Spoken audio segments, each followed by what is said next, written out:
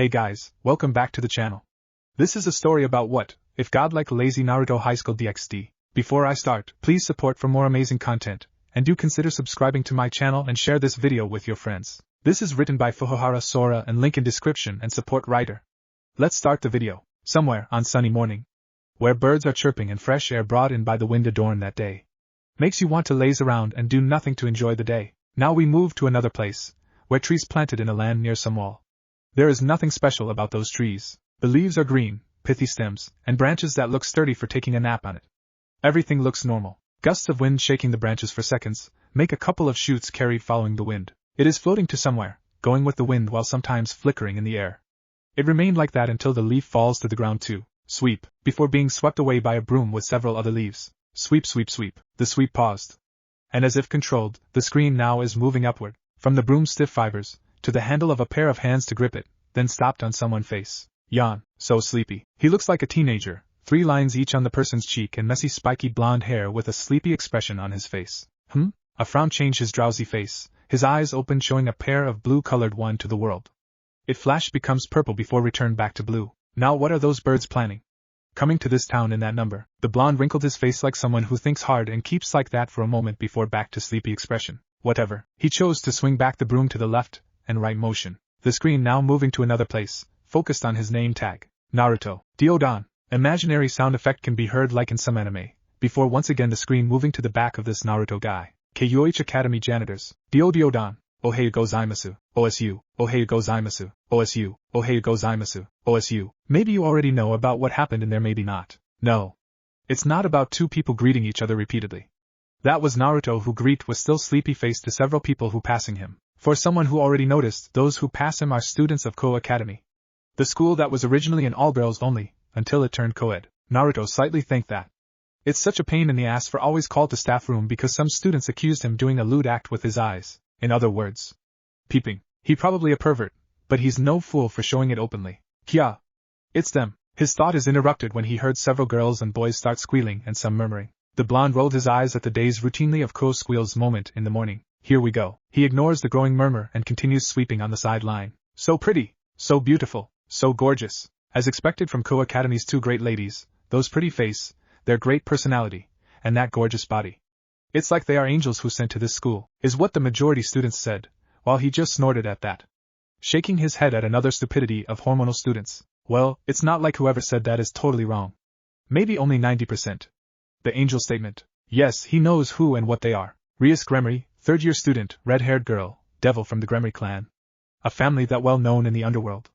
She is the current heir of that family. Himejima Akino, 3rd-year student, black-haired girl, former fallen angel hybrid who becomes a devil as Rias Peerage's queen. What? Is he has to mention their 3 sizes too? Hell no. Find it on another source. The blonde continues sweeping. Make sure to pause several minutes so that when he Samus didn't have a dust in their holy clothes as the students said. Another stupidity of them. Don't they wear the same uniform? He shook his head again and keep looking straight with an improvement in his facial expression. No longer sleepy with his eyelids is constantly slowly up and down. He improves it with a hard effort. The face that could be mistaken as lack of sleep now is become a bored face. He could see a streak of red hair from his left, before the so-called 2 great ladies of Ko Academy walks slowly in front of him. Time seems slowed down when the red-haired girl turned her head, showing a pair of blue-green eyes on him. Ohayou, says the redhead with a dazzling smile, followed by a nod from a black-haired girl behind her. The gesture just answered by a simple nod from Naruto makes them continue to walk to the school. He wants to say OSU or Ohayou to greet her back. But it's always ended with a bad rumor about him. One day he greeted back them with a smile, and the students said he just lowly class who wants some attention. Another day he greeted with bored tone, a murmurs about how rude he is can be heard. So it's simple, he just doesn't have to say anything. Like now, the students are back to normal and start to enter the school. No murmurs, no whispering, just normal as always. While he just starts to dozing off because one of the troublesome things already done. Taking back the video from Motohama, check. Greeting the Bishonen, check. Lend Issei some magazine, check. Give candy to the kitten, check. Give the Gremory girl and her queen a nod, check. Yep. Everything seems in order, but why he feels forgot something. It's already on the tip of his thought, still what was it again? He decided to shrug it off and going to some tree near the entrance, ignoring a familiar energy signature he could sense from long ago before leaning on the tree. The blonde janitor let out a yawn, and closing his eyes in slow motion. He is ready to dive into another world where he could do anything without being bothered. Then he felt something hard hit his face to the left. Earlier, among the students that went to Ko Academy that morning, We focused on a group of 3 students now. Although not as famous as the 2 great ladies, they also quite popular among the students. In the middle of them, the one who leads.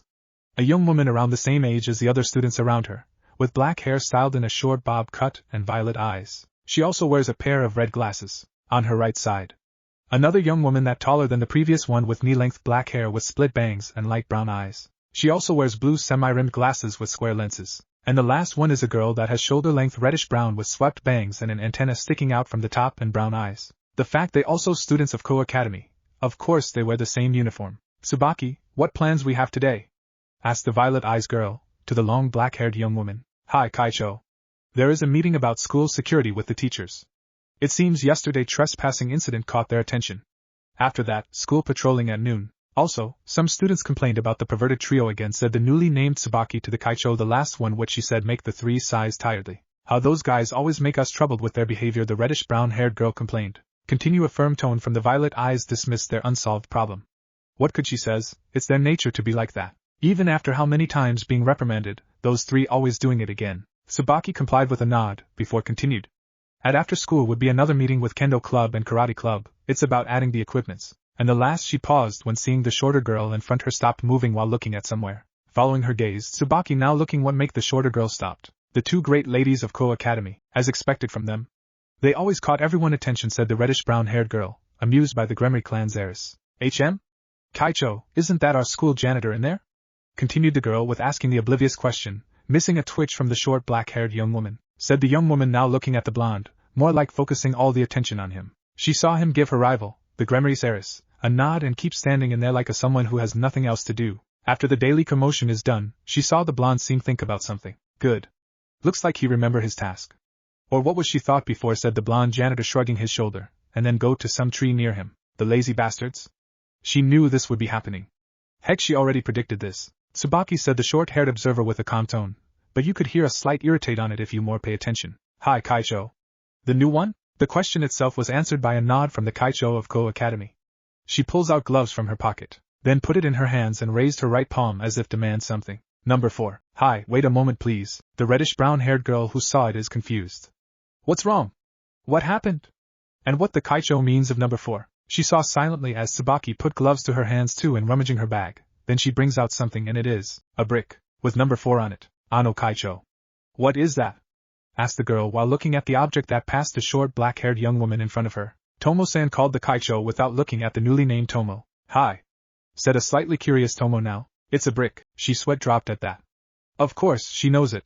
The thing that made of dried earth with rectangle size, has pink hue colored and slightly burned on the edge. It's definitely a brick. But what about it?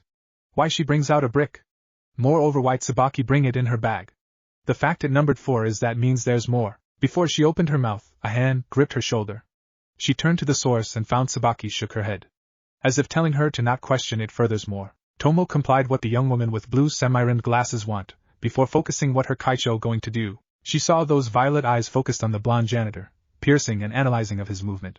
She saw the janitor yawning and starts to nod off. He nod once, again, and before he finished another one, Kaicho throw the brick that makes some pro-level baseball player is proud. Swoosh, bam thud, bullseye, kya.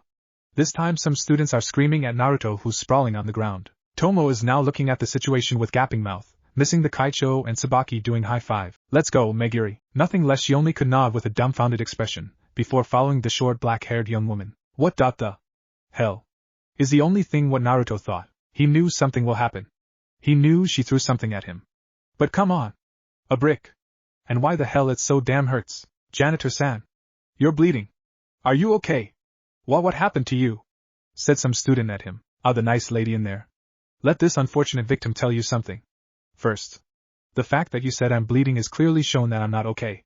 Second, if you want to know what happened to me, nothing.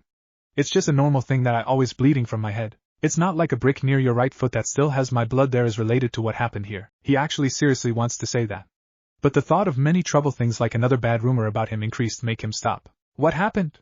Another female voice comes to the scene, and the culprit come to the show, thought Naruto, who his face still on the ground. Sauna Kaishu.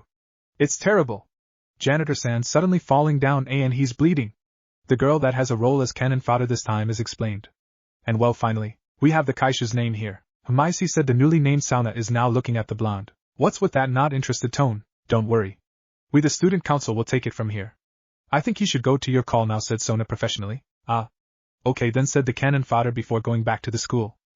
Why are you leaving me just like that? Is this what they call acting as a good person to boost their own popularity? The situation is now back to normal. They back to chat, laughing, and greeting to another student, ignoring their academy's janitor who's sprawling on the side of the road behind High School's student council members. Wake up, said Sona to the blonde, Naruto turning his head to the left.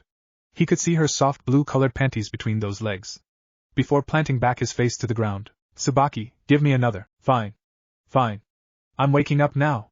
Cut the blonde before the kaicho in front him finished her sentence. He rose up from the ground and panting dust in his clothes and pants.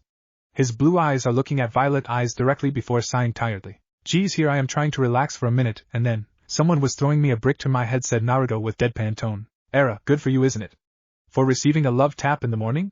Asked Sona with clearly fake smile. What are you, a sadist? Where's the part of love taps at this? The blonde pointed his bleeding head. Then how about a reminder?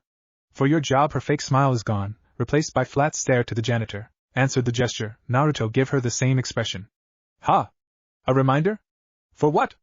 To listening to your other gibberish, Kaisha-san. A twitch in Sona's eyebrows. Era is one of the staff of our academy. Is this forgetful?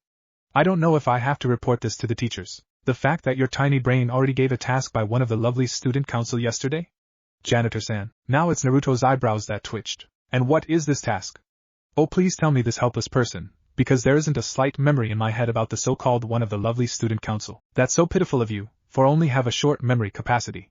No wonder you couldn't remember to make sure lock the gate when the bell rings, instead trying to sleep like a homeless goon. He tries to retort that, his mouth already open to deny whatever the young woman in front of him said. Only a certain memory about him, who half asleep, is given an order by Sona to lock the gate today because the usual teacher is having an accident. Of course I remember about locking the gate.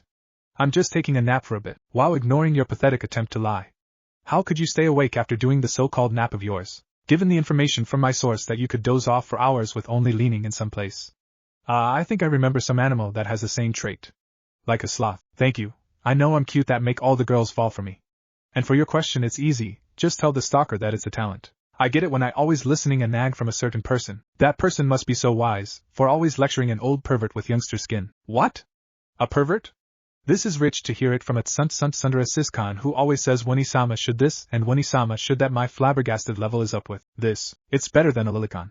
Oh, I'm sorry if I don't have the same sick fetish like you, but I really want to know, how do you feel to chase a 5-year-old child's skirt? I have to fill the detail before throw you into a jail. I don't know it myself. The fact that some idiot could mistake a lilicon for a pedophile. That was a big fail. Listen here, lost lamb. Lilicon is a fantasy BAS. The two keep bickering with great restraint of their anger, leaving Tsubaki who looking at them like on daytime TV drama, and still gapping-mouthed Tomo with eyes open wide. The reddish-brown-haired girl shook her head, finally awake from the unexpected side of her kaicho, before turning her head to Tsubaki. Fuku Kaishu. What I mean, Kaicho is, the one who is being called, turning her head to Tomo. Tomo-san, I think you should ask it to Kaicho herself later, said Tsubaki with cool demeanor, before looking back at the bickering duo. Hi, she doesn't get it. Why can't Tsubaki just tell her right now? She shook her head, deciding to put the matter for another time. Looking at her watch, she saw it's almost time for school bells to be ringed. I think we should go now. Or we're gonna be late, said Tomo to the Fukukaishu. Missing a glint appeared in Naruto and Sona's eyes. Time seemed slowed down. Sona, who heard her Kohai's advice, already opened her mouth in slow motion. But she made a mistake to see Naruto eyes that focused on behind her with a frightened expression. In instinct, she turned her head. Still in slow motion. Missing Naruto, who gave her a troll face. Teddy bear panties. Those words are like a bullet that fired into her ear. The 3 words that can be heard before being processed by her brain, then unlocking some memories in the past. Teddy bear panties. Wink, said a younger Sona while strike posing as magical girls with humiliated expression on her face. She currently wears bear-shaped ears, loose brown shirt, and white panties with cartoonish bear face that printed on it. Meanwhile, a younger Naruto was laughing hard in front of her, and beside him is a slightly older-looking Sauna who has a star on her eyes. Those embarrassing scenes shown in her head that makes a red hue appeared in her face. She quickly turned her head, mouth already opened before being interrupted. Ding dong dang dong. Wah wah. Well, what do you know? Time sure go fast. I'm sorry to inform you that I still have something to do, said Naruto, who start walking to the gate direction. I don't all of you have a class to go? I'm sure a role model as the student council wouldn't make some bad impression to the teacher now. He waving his right hand without looking back. Didn't see Sona, who still blushing, give him a death glare. TCH is the only sound that coming from her mouth, before turning and start walked into the school. She keeps walking and didn't look back, thinking 100 plans to pay back the blonde janitor, until she hears a maniacal laughter. Ahahaha. And that was my 349th victory. You should already know that you will never win against the great Namikaze Naruto-sama. Sona-tan. Bwahaha. Bam. Thud. Thank you, Fukukaishu. You're welcome, Kaicho. Another high five to their silent victory. Meanwhile, a pair of brown eyes looking at the gesture with deadpan stare behind them. Ugh, my head. The moment he awake, Naruto found himself in the school nurse's room. He tries to remember the recent things that happened to him. Then a flash about a brick, soft blue panties, and another brick resurfaced from his head. TCH, that brat. How dare she water the brick with holy water? No wonder it feels so hurt. He looks at the window near him, knowing it's already afternoon when he saw the sun position. Well, actually, there's a clock that showed 4 p.m. in the window reflection. So he knows for sure that it's already afternoon. With a sigh, he rose from the bed and tidying it up. He checks whether his stuff's still there and no one are gone. Then he found something in his pocket. It's a note. You overslept again, moron. What a hassle that I have to send one of the students to get the gate key so all the students could go home. Whatever. Meet me at the student council room after you wake up. Sloth. Sauna. The blonde can't be helped twitch from the first sentence to the last one. That damned brat, isn't she herself who made me unconscious? He scratched his hair with frustration, before let out another sigh. Better to go now than have to listening her nag again. With that, he starts to walk out from there and go to the student council room. Knock knock. Come in. A door opened from outside, before revealing Naruto, who have a flat stare at the person in front of him. If only he could see her behind those mountain stacks of paper. I'll come back later. Wait. Naruto compiled it. He saw Sona rose up, and then walk around the desk. She keeps staring at him with calculating gaze before sighing. What's with that? It can't be helped, then sigh. He saw the young woman in front him pulled out something from her pocket. The gesture makes him tense, increasing his awareness if she would throw another brick at him. But it seems he's wrong, because he saw a note instead. Here. It's a list that you must buy, and here she rummaging her other pocket. Where is the money again? It's at Tsubaki. His stare couldn't be drier than that.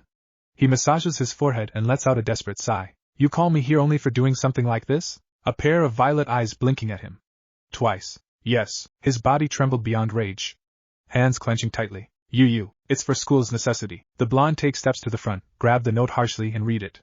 He wants to say something.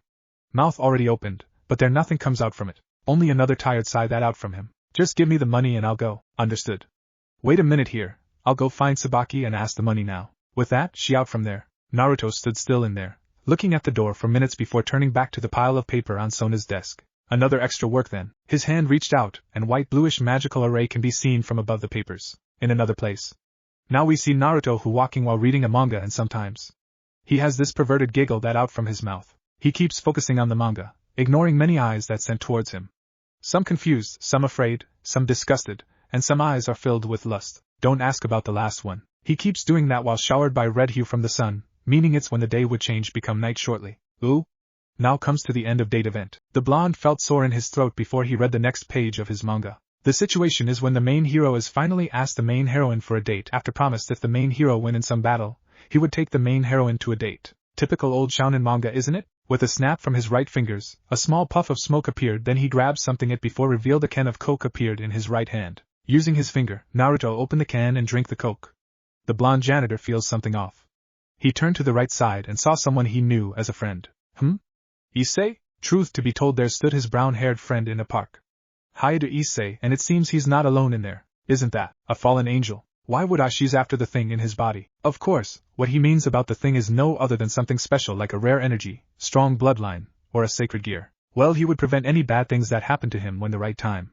For now, let's continue reading his manga. Ahaha. In the picture now is the main heroine who laughing in some pair with sparkling effect on the background. Ahaha. A female laughter is reached Naruto's ears. It sure was fun today. The main heroine is now looking at the hero with a satisfied smile. It sure was fun today. The same female voice that he heard before.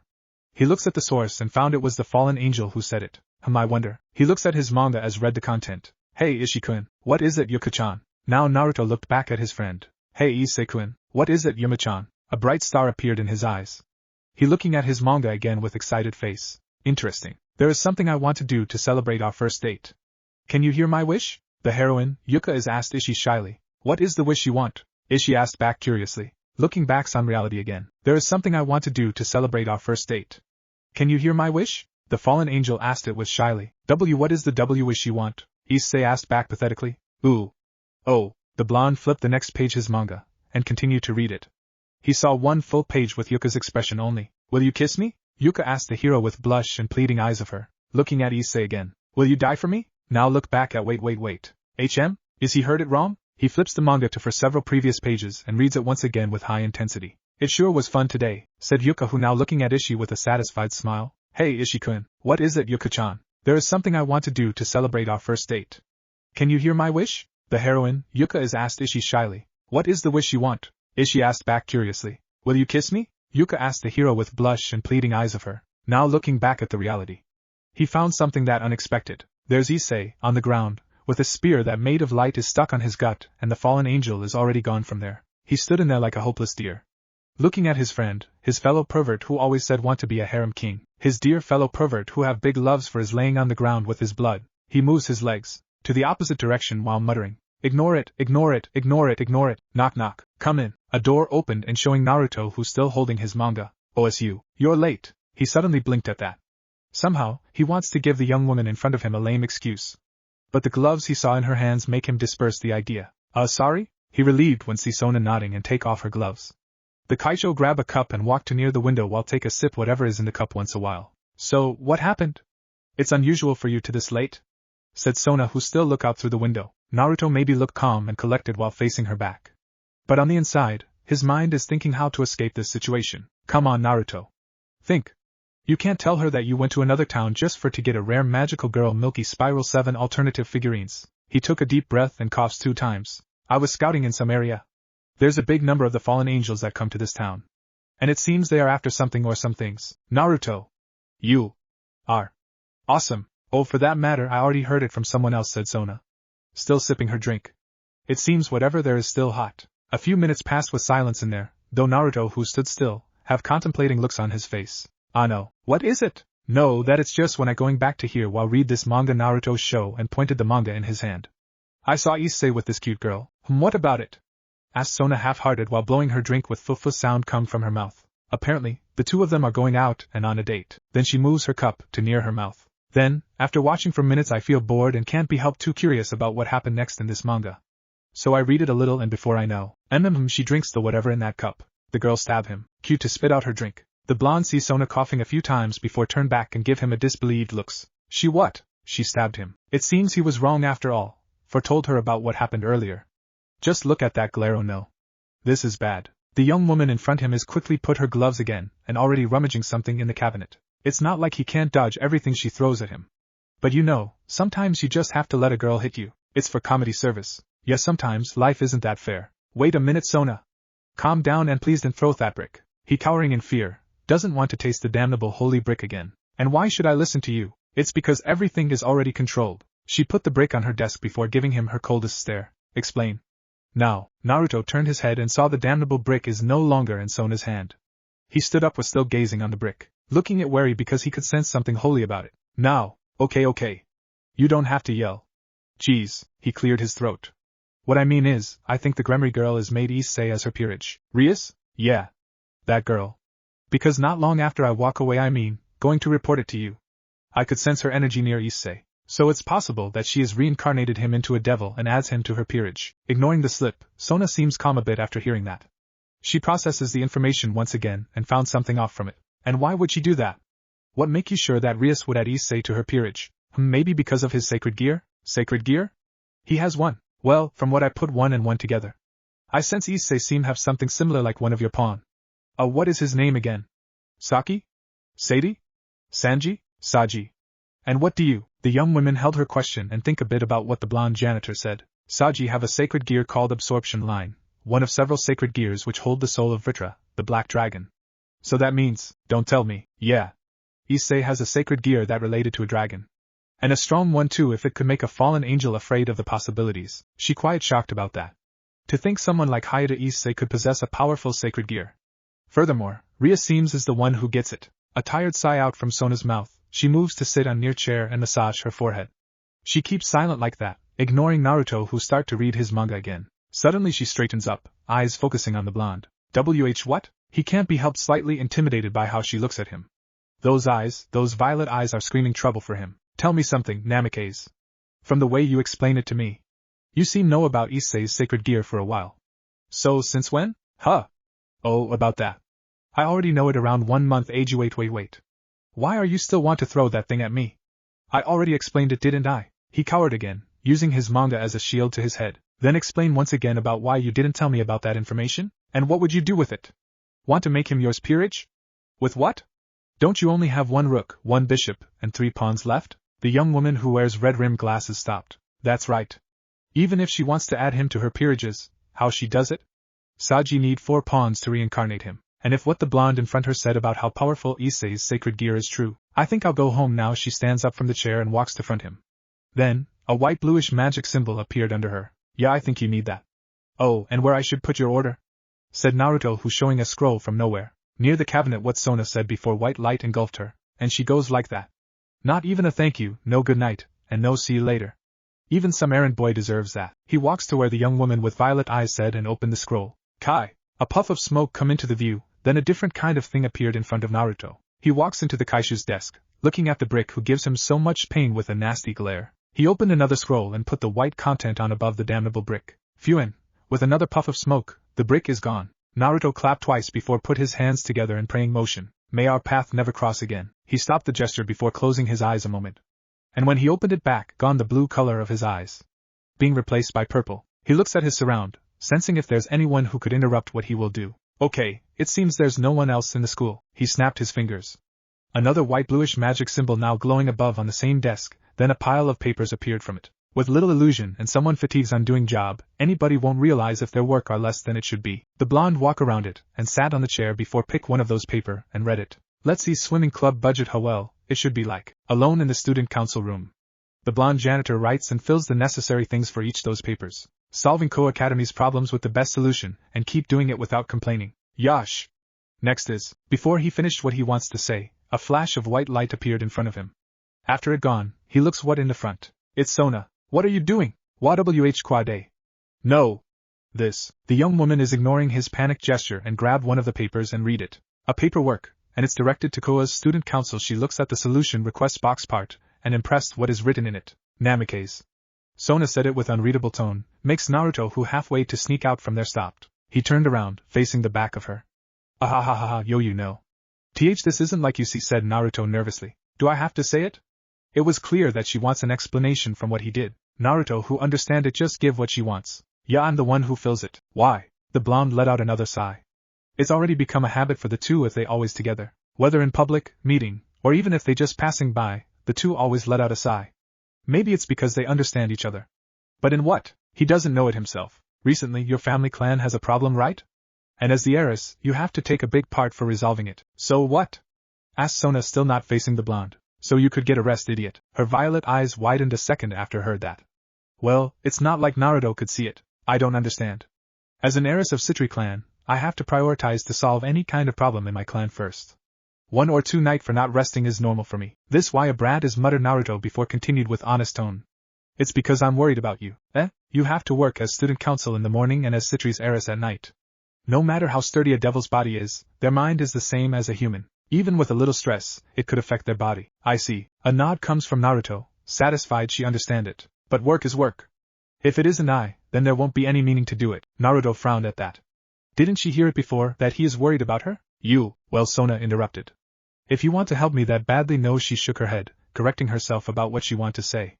Namikaze. From now on, at after school, you'll help me to finish all the student council's paperwork in here until the Citri's clan problem is solved. It makes the blonde still disagree. Isn't it just same as making her work? Boo, and I take no for that. His hands clenched and body trembled. Ayu, that's ga. He scratches his hair furiously, and then slouched tiredly. Fine. Naruto walked forward in her direction with a dejected face. Don't want anything else than finish those paperworks. Wait, just 2 steps from where he stood, Sona stopped him. What? Could you make a tea for me? I'm thirsty. Naruto muttered some unintelligent words before turning back. And walked to the door. Wait, now what? He snapped without looking back. His hand is already on the doorknob. Thank you, Naruto. His eyes widened at that honest words of her.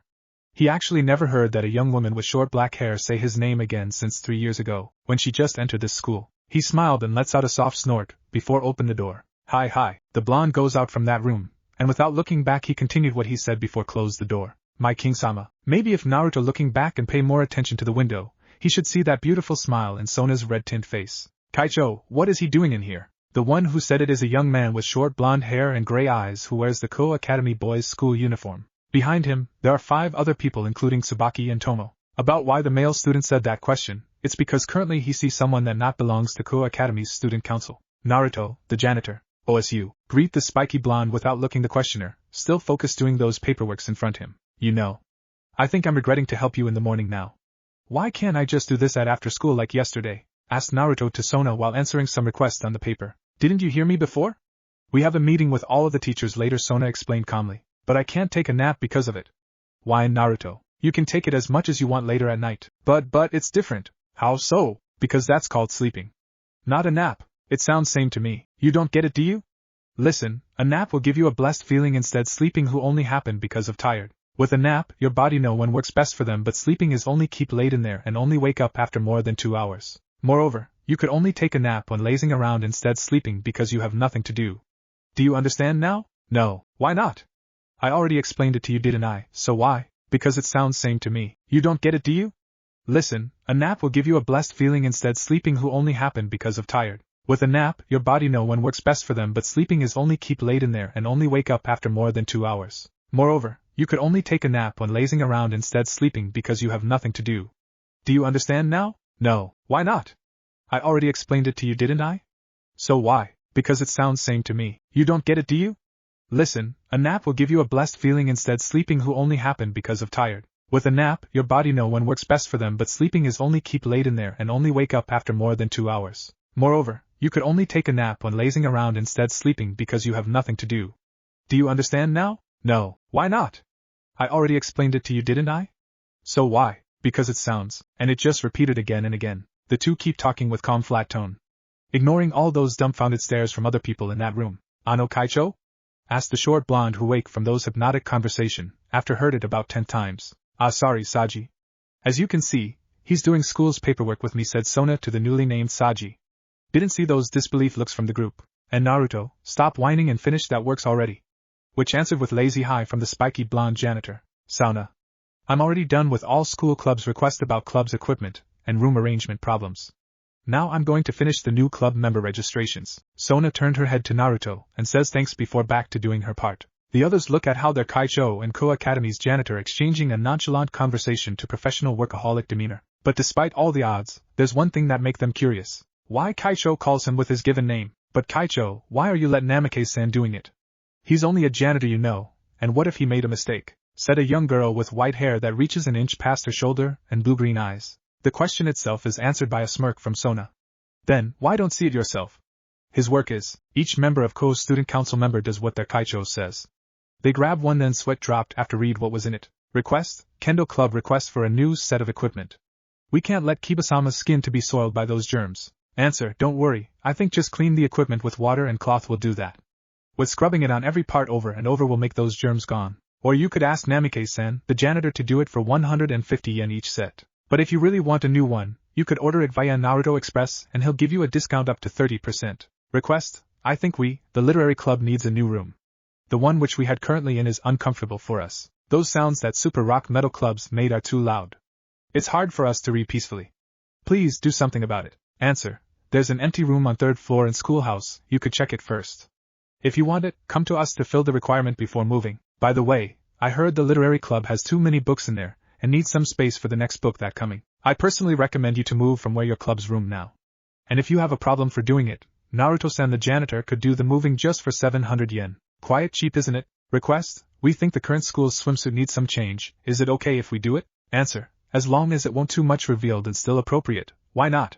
But you should show the design to us first so we could judge it. Talk about design, I heard Naruto-san our janitor could draw really well. You should talk it to him. And it's only cost 300 yen if you're doing it this week. That's the gist of it. This muttered Saji while trembling. What is this? You there? We are the student council. Not enterprises. Continued the short blonde while pointing on Naruto. Ha! What are you talking about? To take or not the offer, it's their own choice. I'm just trying to help the students. Well, with some price, of course, the last one is said with sly tone. Shut up, you gold digger! Naruto suddenly stopped and his aura becomes different. The entire members except Sona are tensed, seeing something different from the janitor in front of them. Gold digger, you say? A calm whisper out from Naruto's mouth, loud enough to be heard to the others. Yeah. You're just abusing our power as the student council, aren't you? Said Saji nervously. Uncharacteristic snort like an Uchiha come from Naruto. Please don't compare me with those newbies, said Naruto, while pushing imaginary glasses in his nose bridge. Then what are you? From the tone, it seems the short blonde restrained his anger greatly. Naruto, who heard it, still calm. He pulls his collar and released it in cool pose and says, I am a swindler. Q face faults by all those who heard it. Even Sona almost made a mistake on her work. Isn't that even worse? Tomo, who recovered quickly, is giving him a Tsukomi. Is not, is too. Naruto blinked at the unison. He sees each of all the members who shout at him giving a glare. The spiky blonde sighed and say, It can't be helped then. Seems like I should quit and go back to my old job as a beggar. No, I think a robber will do. What do you all think? The way their school's janitor said it with innocent smile and glittering light background make them want to grab then throw him to a psychiatrist. Every member of Ko's student council is ready to say something about that, but a sound that resembled as Final Fantasy's victory fanfare interrupts them. My phone, said Naruto, who start rummaging his pocket. They who know the meaning of that sound are gritting their teeth, feeling as if the blonde janitor is mocking them. Hello, Naruto, all in all, master of trades in here. May I know the victim? I mean, the great person who will have my service? What's with that lane introduce? Moreover, he clearly said victim, didn't he? Is what in their thought. All of them, including Sona, now are looking at the blonde who answered with serious face, before change to easygoing then chat animatedly. He keeps like that for minutes before closing the phone. He turning to their kaicho direction and clapping once loudly, interrupt all of them once again. Sorry, Sauna. It seems someone needs me, and I must meet him now. A frown marred in Sona's face. What about those paperworks? That? I already finished it. Along with another half from your part, chirped Naruto happily. Make all of them who heard him snap their head to the blonde's table. True to be told, those amount of stacks on his table are increasing greatly from a few minutes ago. How? Well then, itakemesu. Naruto, who and outside of the door, give them a salute, and then he bolted out from there. Jaya hahaha. Hey! Don't running in the hall. Shout a short, petite girl with a pair of green clips in the front of her twin ponytails, brown hair and green eyes. She tried to chase him, but it's too late when saw the spiky blonde already turning toward the stairs. The girl decided come back in, returning with the others but before closing the door. It's true. Everything's are done, said a tall girl with blue, shoulder-length hair and matching blue eyes. She currently checked some of the paperworks from the school janitor part. What's wrong, Rhea? Tomo asked someone beside her. She is a slim girl with long brown hair that ends in two short braids and matching brown eyes. She also wears a blue headband. The newly named Rhea just looking at the paper in her hand intensely. Make the other members now focus their attention to her. No Rhea? Questioned once again by Tomo. Sorry Tomo-chan. It's just his answer is amazing. Look at how he give an answer that make you think how troublesome this thing's to do at the first sentence. Before giving an input about there's another way to do it with easier than he used that moment to promoting his service.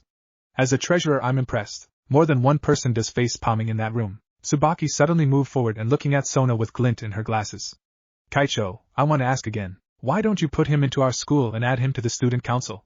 The others who heard it already know what the true meaning of those words. Why don't we make him a devil and add him to your peerage? I won't do that, Sona said it calmly. Besides, he is already one of you, silently added Sona in her thought. But why?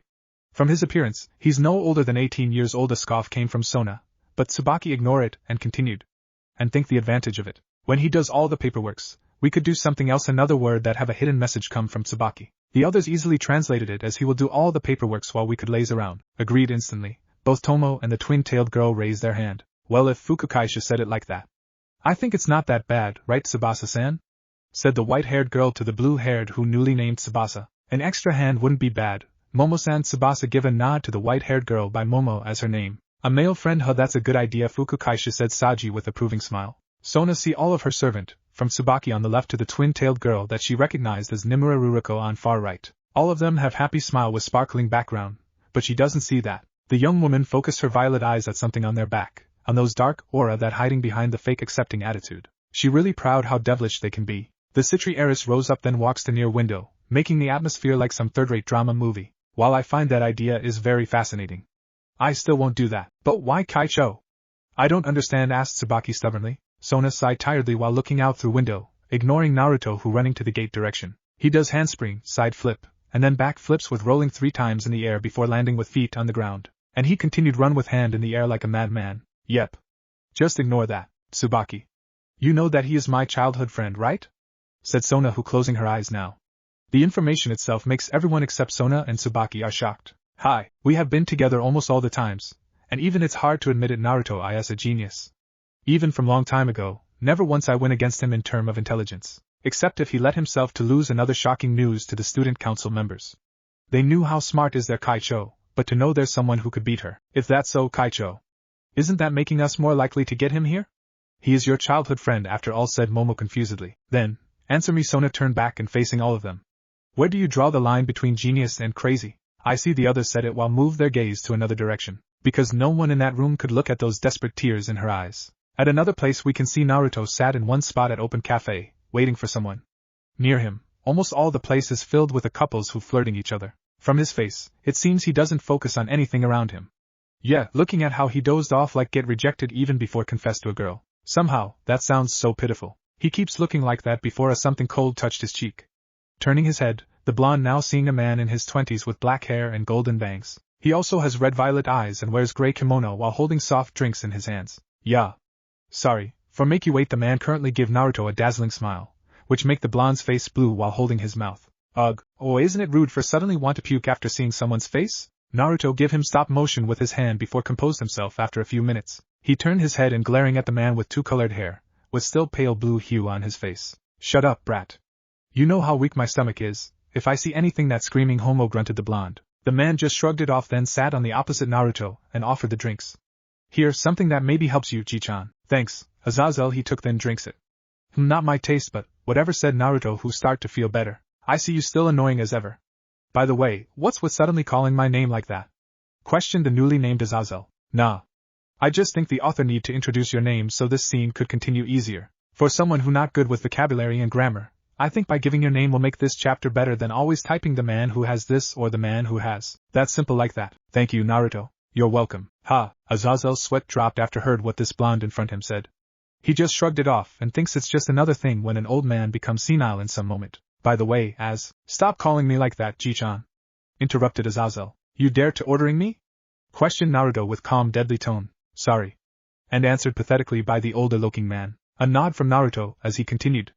So what are these things you want to talk about? About that. Azazel cleared his throat, trying to ignore that annoying nickname and look at Naruto seriously. There is something I want you to do. Naruto gave him a sigh and said. You know the rules, as long as it isn't involved about time travel, dimension transfer and world's destruction, right?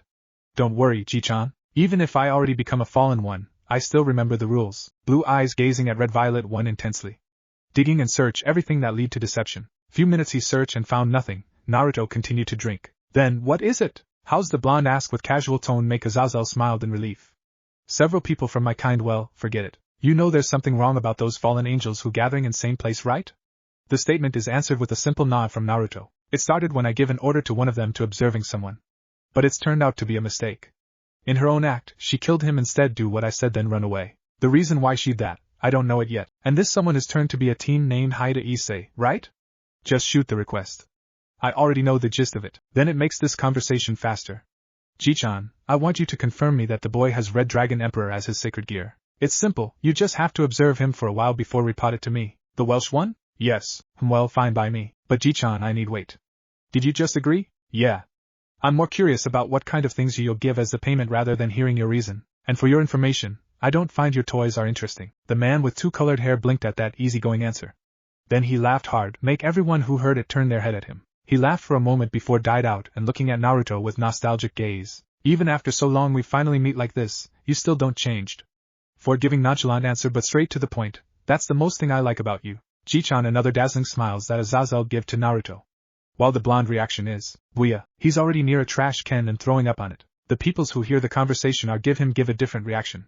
Some disgusted, some understand, some condolence, and some excited. You baspui. 3 puking moment later. Now we see a slightly better Naruto and Azazel who have a bump on his head. Moving aside, I already agreed to your request. Now what's the payment? Azazel who uses healing magic at his head suddenly stopped. A smirk formed in his face before rummaging his sleeves and pull out something. That's, tap tap tap, from far away, a blur figure moving with steady pace. His steps sound that echoed in all direction, while a gust wind that's suddenly passing that place, make the situation like where 2 cowboys would duel to the death. But this time, it's just the figure who walking alone. Thufufu. A snicker out from his mouth, coincided with blonde spiky hair that began to visible to be seen. Thufufu quade ha ha ha hh. Those evil villain laughter not only make nearby cat hissed, but also a mother who pull his son and going to another direction. Naruto rummage his pocket. Eyes closed and proud smile in his face. Never thought the damn brat is who has it finally, after those long journeys to search it. Finally, he pulled out 3 rectangle object that looked like made of plastic. It has the same a picture of a bust of woman with long black hair, but with different clothes on each object. In the lower left corner can be seen something like a stamp, with red colored mark R18, for adults only, basically. It's a porn. Whoa. Never thought I would get Milky Yui Nyan Rare DVD edition. Not only 1, but 3 type of medium. Hi. And lunatic version, shouted Naruto like a child who get their first Xbox, missing a pair brown eyes looking at him with dry stare. The blonde start to running in circle with holding the porn in the air. His gaze never leaving the so-called Milky Yui Nyan Rare edition. What are you doing, Namikaze? Then he stopped. Looking to the left he saw the same reddish-brown-haired girl in the student council room before. He hides the porn behind his back, silently using a magic to put it on his pocket dimension. Then, he coughed and composure himself. Nothing a blatant dismissal comes from Naruto. By the way, you two. What are you doing in here? He scrunched his face before realization come to him. What are you doing in here? Todo-chan. Who are you called Todo-chan? Toriko? Wrong. Tomb Raider? The hell with Tomb Raider. It's Tomo. Meguri Tomo. Besides, what kind of parent would names their child Tomb Raider? Shouted Tomo while pointing the blonde janitor. Ahaha, don't laugh it off. Naruto give a placating motion. Mama, I'm sorry. Now, back to the question then. What are you doing in here? Tomo-chai, you. Doing it on purpose, aren't you? Doing what? She really wants to punch that innocent smile. Ratatata, ta-ta-ta-ta-ta, scratch that. She will crush that phone, and then punch him in the face. Tomo see the blonde rummaging his pocket, and pull out his phone, still with that annoying ringtone. Before then he answered it. Hello Naruto, all in all is master. It's Sauna, what's wrong? By the way, I met Tomo-chan in here. What do you mean? The second-year student of Ko Academy look at the janitor receiving a call. From what she heard, it seems her Kaicho is the one who called him. She sees how he answered with that nonchalant tone of him. Are you sure? Again. That serious demeanor which completely opposite what he did, make her wondering about what kind of person this janitor is. Oh look. Now he is sighing. I'm okay with it from the start. It's you who told me to hide it after all, didn't you? Nah. Don't worry about it.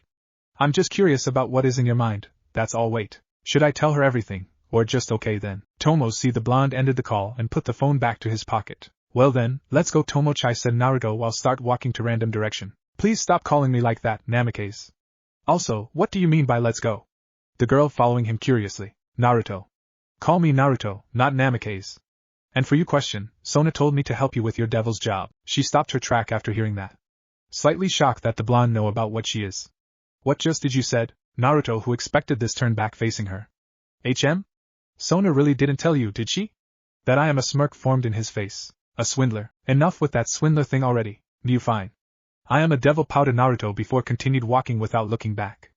For someone like Meguri Tomo, she didn't know what to say about the blonde in front her. Apparently, the young janitor of Ko Academy isn't a regular human as what her thought. The fact that she and her friends always meet him on the school gate. Heard a rumor that he could do many things. And someone who known as the poor prince among the girls is actually one of her kind. A devil. She does a face palming after remembered something. Of course, he is Kaisha's childhood friend. And knowing she is a heiress devil from Surti clan, it means the blonde is also a devil. We're here. His voice put an end to her thought. She looks at the old warehouse building in front her before confirming the address once again. The place is right, turning her head to right, she facing the blonde and give him a nod. Thanks for accompanying me, Namikaze. But I'll take it from here, said Tomo, who start walking into the old warehouse. But before that, wait, Naruto stop her. What is it? She's slightly curious about what will the childhood friend of Hikaishu's thinks. I wonder, somehow, that grins in his face screaming a stupidity to her. Creak dumb. A sound of an old door being opened and then closed by someone in empty warehouse. Where it's neither too bright, nor dark either in the inside. The figure walked to the front, make some light from a window showing it is Tomo. Hello anyone in there, shouted the girl while walked to random direction. She walks for a minute before finds something in front her. A dead body. Kahahaha. A laughter sound can be heard from nowhere. Okay. Let's ignoring that serrated terrible laugh. Tell me who you are. He, little cunt devil know how to talk. Still better than your little now. Please tell me what kind of trash that I'm speaking with, said the girl with bored tone, before she sees a sword that passed through her stomach. A trash that killed a scum devil. Kahahaha. She turned her head and saw a young man with short white hair and red eyes. He was dressed in clerical clothing and had a disturbing smile on his face. In his hands is a sword, the one which stabbed her. It's supposed to be pained, instead a smirk formed in Tomo's face. She bent her body so the head could see him clearly. Hey, I have a question. What is it, scum devil? Where's the blood? Her smirk turned become a full grin when the man realized that there's no blood dripping from her stomach. Poof, a puff of smoke engulfed Tomo's body, before revealed a log replaced her. Ah, but it isn't an ordinary log. It's a log, with many sizzling papers. What the? Boom! The young man thrown from there. He's skidding, then stopped and looks around, searching for the devil that tricked him. Yo! The white-haired man turned his head at the source, and found a spiky blonde young man who's sitting on a pole. Ka-ha-ha-ha-ha. Another scum devil to be kill. A joy remark come from the white-haired, contrary the opposite from his face that shone hold a lot of pains. Yep. Whatever makes those pains lessen up. They stood still for seconds with a grin in their face. After they considered long enough, both of them moved with a blur. If you slowed down a time, we could see the white-haired man hold his sword is in slashing motion, ready to parry those kunai in Naruto hands. The distance between both of them is closer and closer. Naruto's kunai is reaching the point where it touched the sword, but something different happened. Before the two clashed, the white-haired man maneuvered his body so the sword is going past through it, and poised on stabbing motion. Stab, and it succeeded to going through Naruto's body. Hey, the white-haired turned up his head and facing the blonde face. Like I said, where's the blood? Poof, another log replaced Naruto's body. And yeah? It's the same log with sizzling papers. Hey, why would you drain your stamina while could defeat someone with cheap homemade bomb? It's called efficient, you know. Shit! Boom! His body thrown again, this time onto solid cement and rolling like a rag doll before crash to a wall. His red eyes strained to keep it open, sometimes closed on instinct when felt all those pains increased. With hard effort he got up and leaned on the wall. Sir? He turned to the left, and sees the same blonde bastard who blows up him. Gone that pale blue shirt and pants, instead he wears something similar like a police officer. You drop this, said Naruto, who pulls something from his back, then show it to the albino young man. Poof, it's the third log. Oh come on! Boom! Another place, same time. In a roof near the warehouse, we could see Tomo glaring and gritting her teeth at Naruto, who munching some takoyaki without care in the world. Like I said, what the hell is that explosion? She shouted while pointing at the warehouse, where there is another identical Naruto who creates some barrier around it. A clone is what he said. I already told you it's a log, Tomo-chai. Don't lie to me. How a log could do that? Do what? Explode. Boom. Huh. What are you talking, Tomo-chai? Of course a log couldn't do that, said Naruto with his innocent smile. But you that, ga. The young woman can't take it anymore. She scratched her hair furiously while running in the circle, until as she felt a tap on her shoulder. What? She sees the enigmatic blonde smiling at her. His hand reached out, offering the food in his hand. Here, have some takoyaki. It could help you calm down. Okay. That's it. She snatched it, throw it to the ground, then stomped the damn stupid takoyaki furiously, and make sure the blonde watch what she does. You sure have fun. The reddish-brown-haired girl turned her head, and what she saw is something that makes her crying that time. The janitor. The damn stupid Namake's Fuying Naruto is eating another takoyaki with those I am Fuying innocent eyes. She slumped to the ground with anime tears flowing from her eyes. I want to go home right now. Is this it? Is this what Sona Kaicho felt all those times with the damn stupid Fuying Asoli Namake's Naruto? Boom. You. Naruto decided, more like felt guilty after make the girl crying like that, to move from there to a park. The two now sitting on a bench, where Naruto put his hands together in praying motion, while Tomo who looking down with shadowed eyes. I'm sorry, Tomo-chai. I don't mean it. Really, actually it's a lie. Naruto did all that with the purpose to annoy her, but it seems he overdoing it now, because no matter how many he said sorry, she gives him a silent treatment. No luck it seems. The blonde sighed at another fail attempt. HM? That is, his gaze focused on a crepe vendor near the entrance. Tomo-chai. Want some crepe? There's a twitch in her ears. Oh. She's responded, seems like he still had hope. Tell me, Tomo-chai. There's a girl that I want to make up with. I tried to apologize many times, but she ignored me to the end. So if I buy her some crepes, will she forgive me? Another twitch from Tomo. Good, just one more push. Let's say, if I give her 3. Let's say if I give her 3 choco. Strawberry with vanilla ice cream and Nutella as its topping. Yeah, that. Let's say if I give her 3 strawberry crepes with vanilla ice cream and Nutella as the topping, will she forgive me? A subtle nod is the only answer he gets. Then, 3 strawberry crepes with vanilla ice cream and Nutella as the topping. It is damn, that was an unnecessary detail in there. The blonde janitor rose up from there and started walking to the crepe vendor, missing a smirk from the girl behind him. 3 strawberry, you know what? Screw it, here your crepes. Now will you? Before Naruto finished what he wanted to say, Tomo snatched the crepes and ate it in a blink of eyes. So good, said the girl while putting her hands on her cheeks with dreamy face and flowers as background. Those tender textures from the crepe combined with sour sweet strawberry and soft vanilla ice cream that wrapped with choco hazelnut. Ah, what a happiness. Gee, Tomo suddenly realized that she isn't alone either. Ahem. I mean, yeah? That was good, said the girl with adorable blush on her face. You know, I think you could break a record for eating 3 crepes in less than a half a second. Shut up. The two just stare each other for minutes, which broken when Naruto started to laugh and followed by a giggling from Tomo. It ended with both of them smiling. So, how about my apologize? It accepted. But you still annoying Namikaze. Her playful jab is only dismissed by a laugh from Naruto. He sat on the bench and facing at her. Naruto. Didn't I tell you to call me that? She remembered it. But for suddenly call someone's given name is. It's fine, isn't it? Then how about this, HM? Naruto coughed once before stand up and stretched out his hand while smiling. Hello, my name is Namikaze Naruto. But you can call me Naruto. It's kind of sudden but, wants to be my friend. A friend. How there's slightly joy feeling in her words. She see his hand for a moment before hold it with hers. Hello Naruto. My name is Meguri Tomo. And no, I don't want to be your friend. Still smiling Tomo said that. Awkward. Naruto break the hold and pointing his fingers at the girl. What are you doing, you woman? This is where you should be said yes, isn't it? It's all happened in manga and anime. He shouted while stomping the ground. Ha! Why would I become a friend with an annoying person like you? She shouted back while pointing her finger too. Is this how to talk to a senpai who older than her, you damn brat? Who is the damn brat? Don't get cocky just because you're 1 year older than me, you stupid whiskers. This is not a whiskers. It's a birthmark, you octopus hair, octo dash. You, the two now glaring each other's. Blue meat brown with sparks between them. Boom! A loud sound of explosion interrupt the two, followed by a little tremor can be felt on there. Tomo snapped her head to the right, looking at the humongous smoke that reached the sky. What happened? It's not only her who said that. All of people on the park also have a similar question about it. Wait. If it takes from this park's direction, then that place is the old warehouse from before. She turned back to the blonde, wanting an explanation for what happened. Because she knows, there's no way that a stupid log could do it this time. But, why are you throwing up at this time? Shoo, shut up you ugh. Bui. Naruto is already on nearby trash can, spewing out what is in his stomach. Stupid cielo bui. Earlier, another place. Ha ha ha. Heavy pant can be heard in the dim warehouse. The only thing that can be seen is the same white-haired young man from before, whom looking at the darkness in front him. Yofufu, I don't expected that you could endure it so long. A figure walking to a brighter on that place, which is in front of the white-haired man. It's shown Naruto. Or at least his clone, with a perverted face. Naruto walks slowly to the albino man, ignoring how scared shitless he crawling back then stuck by a wall. Why are you so scared? Said Naruto with those disturbing lust-filled tone. He reached the albino guy's cheek and rubbed it slowly. Don't worry, this Oni-san will teach you all the pain. The albino red eyes widened. Not because of what Naruto said, but because many papers suddenly appeared from nowhere, making it like a romantic scene where a hero saved damsel in distress.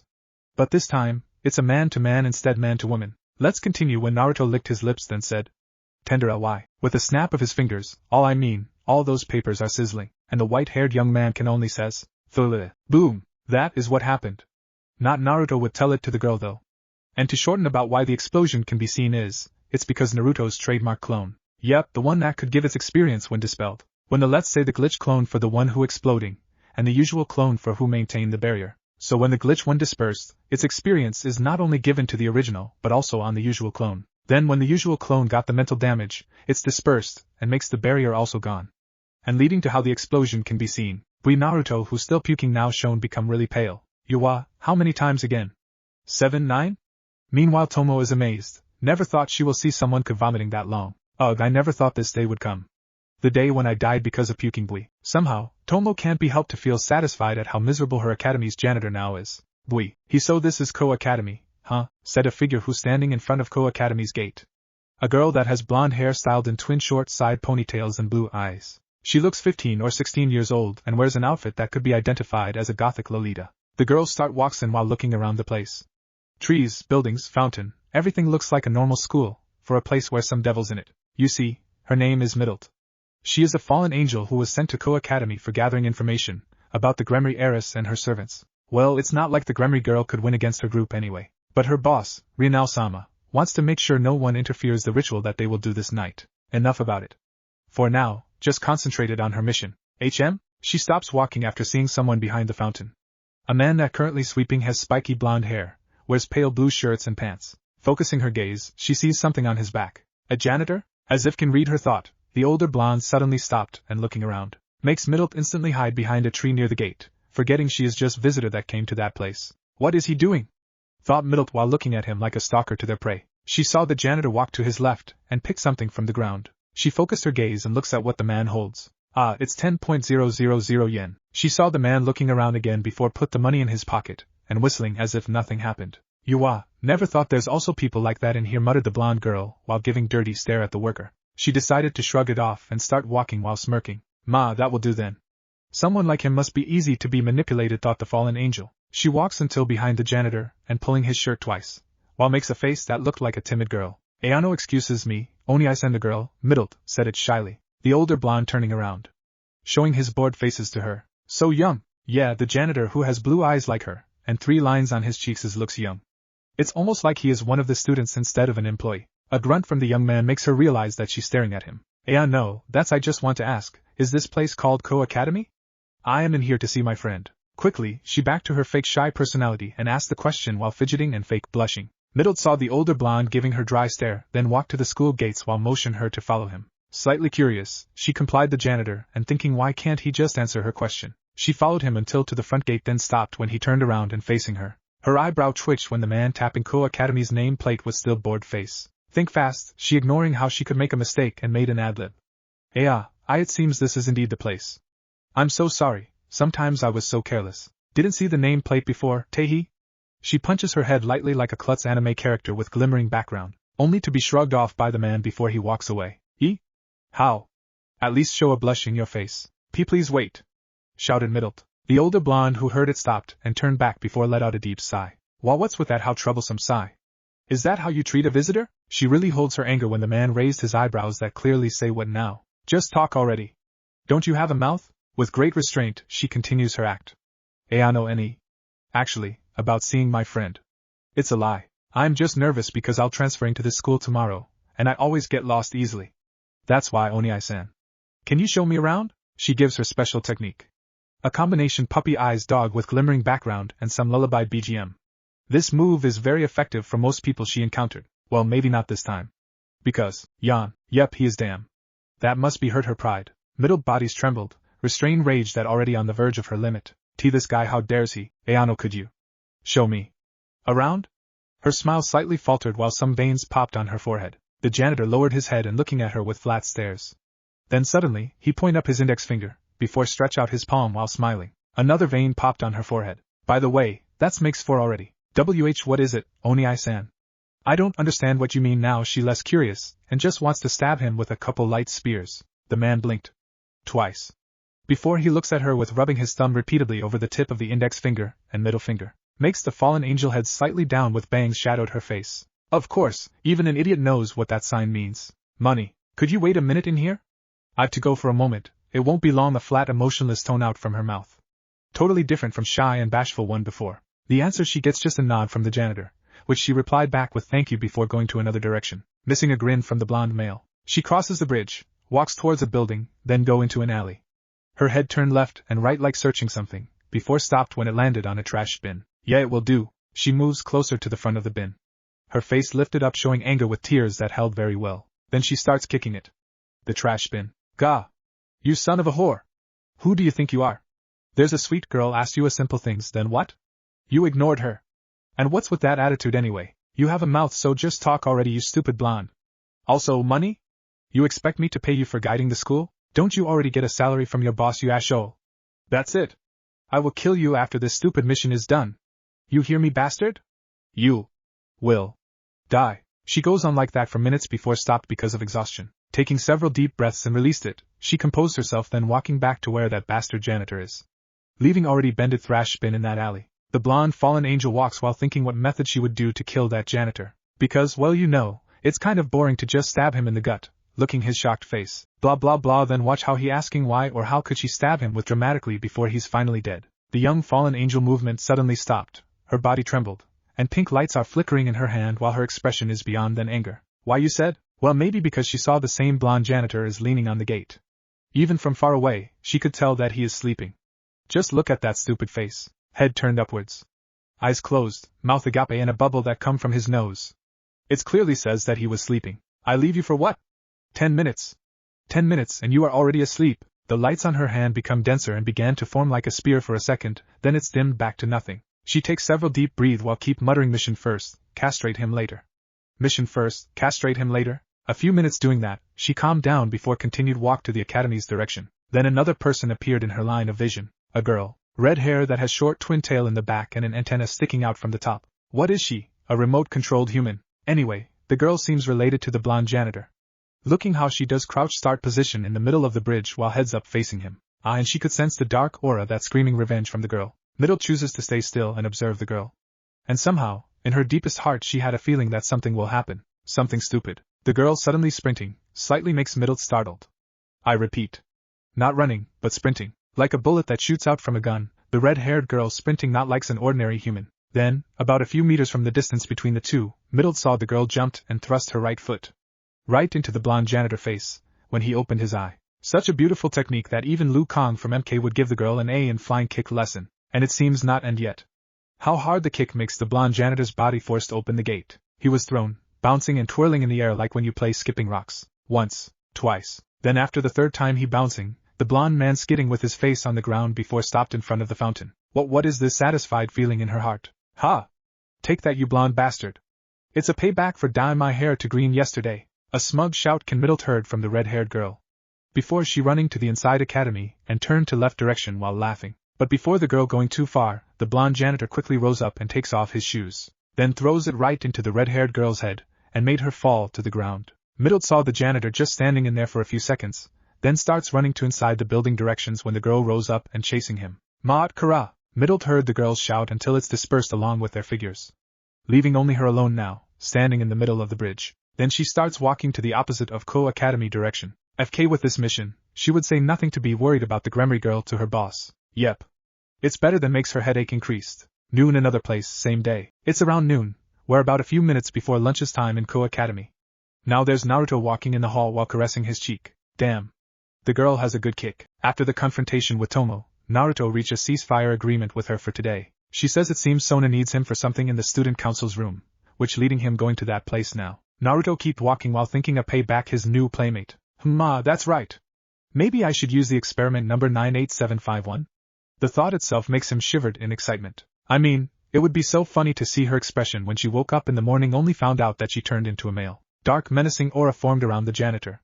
From nowhere, a shadow figures of certain snake Sannin appeared behind Naruto, along with his infamous chuckles that comes out from the blonde's mouth. Coo. Several students and teachers who heard it suddenly take steps back until touch the wall. Some even jump out from the window. Knock, come in. While ignoring all the students who know why running away from him, Naruto found himself in front of the student council's room and entered the place. There's only Sona there, looking outside through the window. It seems, the gesture becomes her trademark lately. OSU.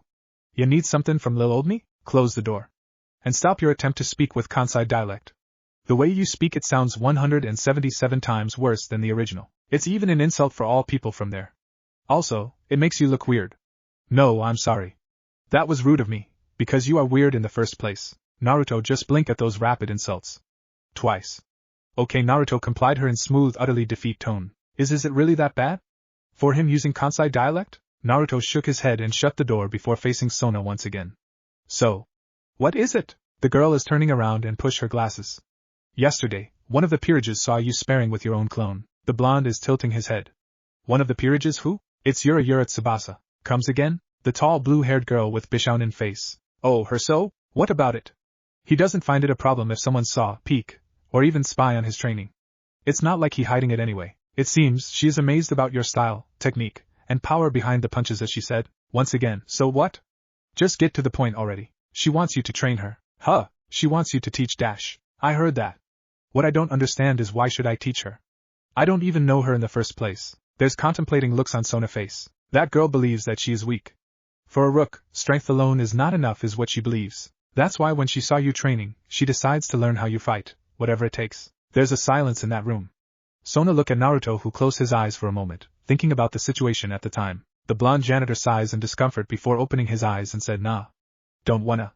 Too troublesome. Well, knowing him for all those years, Sona doesn't find his answer is not so surprising. I see. Then I will tell that to her later. That you'll do. Anything else? Right after he asks that, the school bells rang. Telling its lunch period is for the students. No, that's all. Okay then. Naruto was turning back and starts to walk out from there.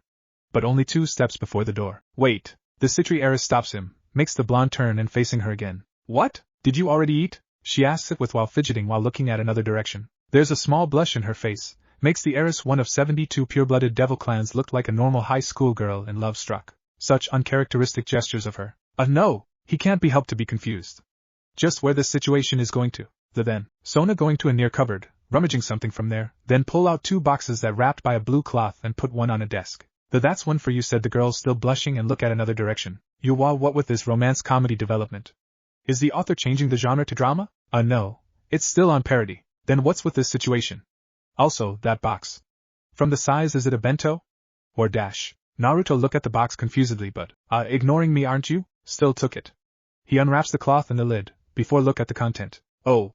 Looks good. It's a food, more accurately a medium-sized lunch meal set with rice, tempura, white sauce, and salad in it. There's also chopsticks beside the box. Really? Then taste it. Yes, madam. Cool, and the timing is good too, because I'm really hungry now. Naruto took the chopstick. By the way. Where did you buy this? And silently say itadakimasu before hold the box. Missing a twitch in Sona's eyebrows. That's, He pinches the tempura and brings it to the front his face. In slow motion, Naruto's mouth already opened. Ready to ravish the deep-fried shrimp. A handmade. That makes him stop, and turning his head mechanically with mouth still ageki. Ha! It's a handmade. Closing his mouth, he blinked slowly. 3 times. Ahaha. Sorry, looks like my hearing are. Like I said, it's a handmade. I made it with my own hand from the scratch.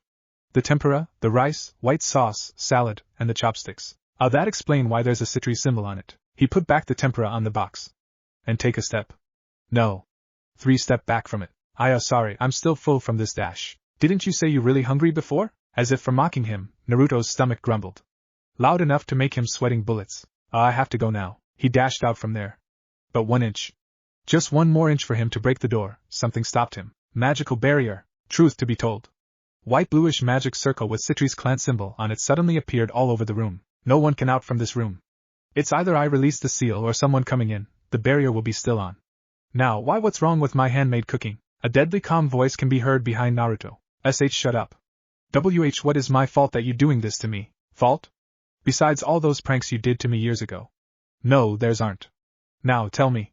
What's wrong about my handmade cooking? It was an honest question from the black-haired Kaicho. What's wrong? Head looking down, and his body is trembling. Do not know whether it's from anger or fear. You told me what's wrong. Then he lifts up his face, showing indeed he is scared about something. Don't you remember what happened the first time you give me your handmade cooking to me? A certain scene surfaced from the Kaishu's memories. There's Sona when just a child. Looking clueless while holding a spoon with the red stains on it, and her face. Strangely enough, she looks just like a murderer who has stabbed someone. And in front of her, an older-looking Sona who currently hugging Naruto while crying. His eyes were pure white, body jerking wildly, and non-stop white foam comes out from the mouth. Quick! Call doctor, ambulance, anything! We have a food poison victim in here. Naruto! Hang in there. Sona averted her gaze to another place with nervous looks. No. You just remembered it, don't you? She closed her eyes embarrassedly anyway. It's already in the past. I'm different now. Just taste it already. No, he'll know. It's true I want to die, but not this way. No God, no Buddha, even angels could force me to eat that biological weapon again. An eerie silent atmosphere is suddenly formed in that room. What did you say? I said dash. 1 glance. 1 deadly glance from Sona Citri makes Naruto freeze up. It seems he makes a fatal mistake here. Shit! Her Yandra switches on. Quick! Think, Naruto. Do you want that bioweapon going inside your bodies once again? That's right. She said the barrier will be down when someone enters this place. Rummaging his pocket, he grabs a cell phone and stay. Swoosh thunk. Only for the cell phone is embedded on the floor by a pair of chopsticks. The one with Citri's symbol. You can't call anyone now, those sharp tone of hers. FK this. Hereish, what the hell? From nowhere, several unusual line and kanji words that forming some shape is appeared all over the room. You think after living with you for years, didn't make me learn how to stop your teleporting technique? Sona start walking to his direction while taking the bento with her. Half of her face is darkened, along with dark grin plastered there. What will you do? Naruto is looking at her with a determined face. No matter what. He couldn't lose. No. He can't lose. I won't lose. Bring it on. The scene now has looked like a painting where a hero, Naruto, facing a demon lord, Sona. Yes. Even the bento in it. But really, Takamatsu-sensei teaching method is really hard. I don't even understand half of what he said. A male voice can be heard in one of Ko Academy's hall. It's the same male from the starts of the previous chapter. Really? I think Kiyama-sensei is harder. You know, he always gives the material on the board without explaining it, said a familiar feminine voice. Now you say it. A group of Ko Academy student council walking with steady pace to their duties room. There's nothing special about it. They are talking animatedly, either discussing their school's life or devil's life, until they arrived in front of the room, and heard a struggle, crash, also something dropped to the ground. Hard. All the student council members look each other, silently questioning what happened on the inside. Anyone knows what's going on in there? Saji asked it verbally. I don't know. Do you, Raya-senpai? It started from Nimura Ruruko. I don't know it too. Atomo-chan? Nope. Momo? Maybe it's Kaicho, what do you think, Tsubasa-san? Possibly, but maybe she's with someone else. The question is, with whom? A certain blonde janitor appeared in their mind. It's him comes simultaneously from all of them. That guy, what is he doing now? Saji, who already angry, stepped in front of them, ready to enter the place. But, wait comes from Tsubaki. Fukukaisha? The long black-haired Megenkeo halted the pawn. She pushes her glasses, glinting covering her eyes like any smart anime character. Let's heard the situation first. Heard? Tsubaki ignoring the question and passing Saji, before she places her ear to the door. Makes the other sweat dropped at her action. Eavesdropping? Hey. What can she say? Her drama sensor is tingling after heard the possibilities of those two people in one room. Well, it can't be helped then, said Tomo before followed her senpai. This is her face suddenly becomes red, close enough like her hair. Her changing color makes the other more curious of what happened. They quickly find a good position and do the same like her. Eavesdropping. There are grunts, moans, and rugged breathing from the inside. What the before Saji finished, a voice interrupted him. Fufufu, don't worry, it will be over soon. A sexy and sensual voice from the inside. Strangely, it's resembled like their Kaicho voices. If it's not from and the other one is similar to the janitor. Naruto. Ora, just relax and don't resist it. All of the students' council faces become red. An image where their Kaicho dominating the janitor appeared in their head. Then how about this? It's come 3 in, and, just for your information. It's the tempura that force going inside Naruto's mouth, by Sona. Thank you. Bam! A sound of student council door opened by force, interrupt the activity. There have stood all members who have various reactions after saw something in front of them. Saji becomes pale white while his soul trying out from his mouth. Senpai. Genshura-senpai. Nimura Ruruko who's shaking Saji's body. Fuyuhara Raya hiding her face, but failed when she's still looking from between her fingers. Dash. Tomo who blushing furiously. She even can't finish her word. Ma. Hanakai Momo hiding her mouth with her hand. This is Yura Tsubasa who blushing while openly looking with disbelief expression. And finally, Tsubaki who looking the ground, covering the eyes with a glint in her glasses. You guys, what's wrong? This one from Sona who looking at her peerage with confusion. Tsubaki take a step to the front and pointing at her. Huh? The Citri heir is still confused about their reaction. She turned her head when feels something in her hand. Making her realize what kind of position she is currently. Naruto, check. Rugged breath, checks. Straddling position, check. Disheveled clothes, check. His hands were tied, check. White thing on her face, checks. Her right hand holding his hands, check. Her left hand covering his mouth, checks. Yep. A very femdemish position if I could say. No, this you're wrong, Sona waving her hands in denial. A face that clearly says doomed is plastered there. Sona hide it's from Naruto. Tears leaked from his eyes. What are you talking about, Kaicho? Tsubaki, you will believe in me, won't you? The Fukukaisha lifts her face. Showing emotionless face with nosebleed, then gives Sona thumbs up before says. Good job. In perfect English voice. Like I said. You misunderstood something in here. Also stop your nosebleed. Naruto continued. It was my first time too. You be quiet. And help me explain it to them. Kaicho's Saji soul still out from his mouth. Somebody put in his soul back. Genshiro-senpai. Stop shouting and shaking his body. Fury. See or not see? Decided it already. Dash. Take a deep breath and try it again. Era. Don't just era on me. Do something. This is too much for me. Innocent aren't you? Why don't you get tired of giving those Tsukomi? Said Naruto amazed by the short black-haired girl. I am. Whose fault is it in the first place? Well anyway, good luck. For what? For explaining all of it. Poof. A log replaced Naruto's body. Sona is trembling beyond rage. Her devil wings were out, dark and dread aura is visible around her. The other who still there were cowering in fear. Never thought their Kaicho, no? Their king could be this terrifying. As if a true demon lord appeared. Naruto. Poor girl. Afternoon, same day, another place. Nothing happened after the incident on the student council room. Well, except Naruto who constantly disappearing after being spotted by Sona. Now. At a small cabin on the woods behind Ko Academy's baseball field, we can see Naruto sitting in a chair while knitting a doll in the afternoon. Yes, a doll. I know it's weird. Even the author's little sister says this after accidentally reads the chapter. Seriously? A doll? Can't you think of anything beside of it? There's a ton of things that better to do than knitting a doll. Well, it's not like a bad thing to do, but come on, a man? Knitting a doll? I even stopped watching Barbie at the age of 9. Yes, she really said that. By the way, she is part of my inspiration sources for this story, on the Tsukomi part. Well, let's forget about the non-related things and shall we focus when Naruto finished knitting and lifted the doll. It resembled a woman figure with dark brown hair, has dark red eyes, wears red and white dress that's similar to a shrine maiden but has detached sleeves, and a big red ribbon on its hair. He checks if there's something wrong with it. Yash. It looks fine as before.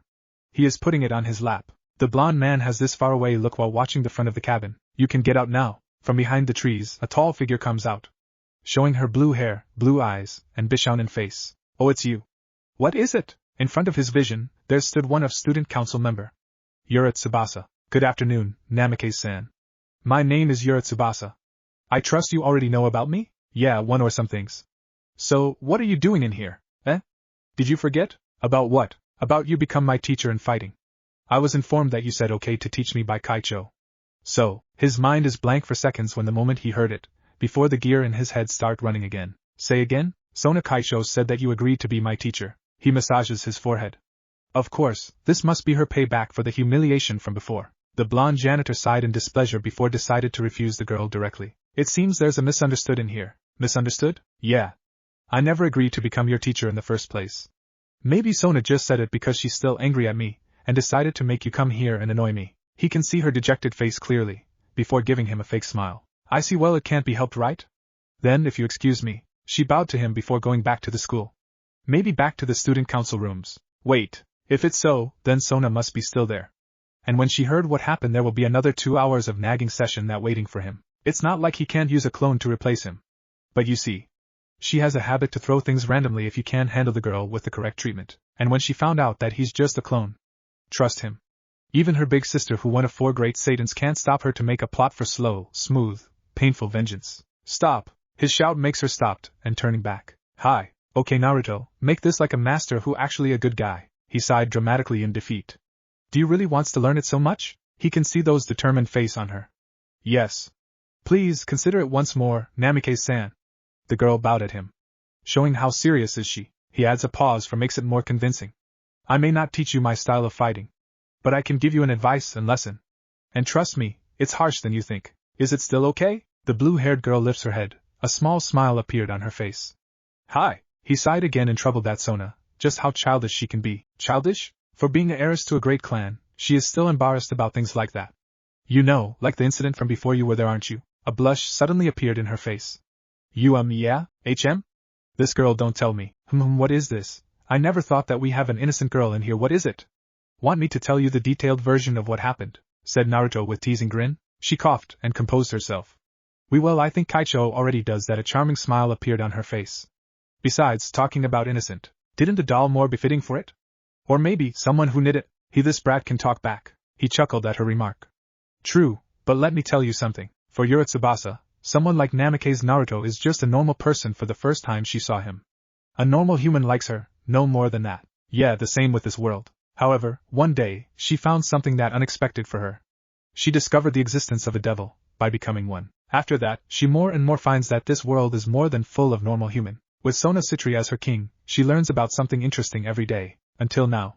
Because she learns another thing from the childhood friend of her king, unexpected, unpredictable, and unknown. That's where she found the situation now is on that 3 category. The doll, that just 1 second ago in his hand, is now perched on her shoulder, holding a sharp stalk that pointed on her neck. Even a doll can do something that non-innocent, you know. There is it, the same mysterious smile when she saw him yesterday, when he training with someone who looks identical like him. Ha. She saw how the doll flying back to the man.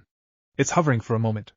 And when her new teacher whispered something, the doll suddenly disappeared. No, more like going through an invincible wall behind the blonde. Such an amazing skill performance. That's actually your lesson number 4. Don't underestimate something that looks weak. Just a little moment you become careless. Prepare for your loss. Ha. Now, since you seem prepared when coming here, let's start it. How about a spar? A sparring session. Maybe he wants to know how strong she is. Understood. She does her own version of a battle stance. But I want you to know she can't even finish her word. Because suddenly from nowhere, she felt pain in her stomach before blown to another place. Her body was thrown like a rag doll before stopped by the tree on her back. While she throws up, the blonde janitor says. Lesson number 1. Do not speak when you fight.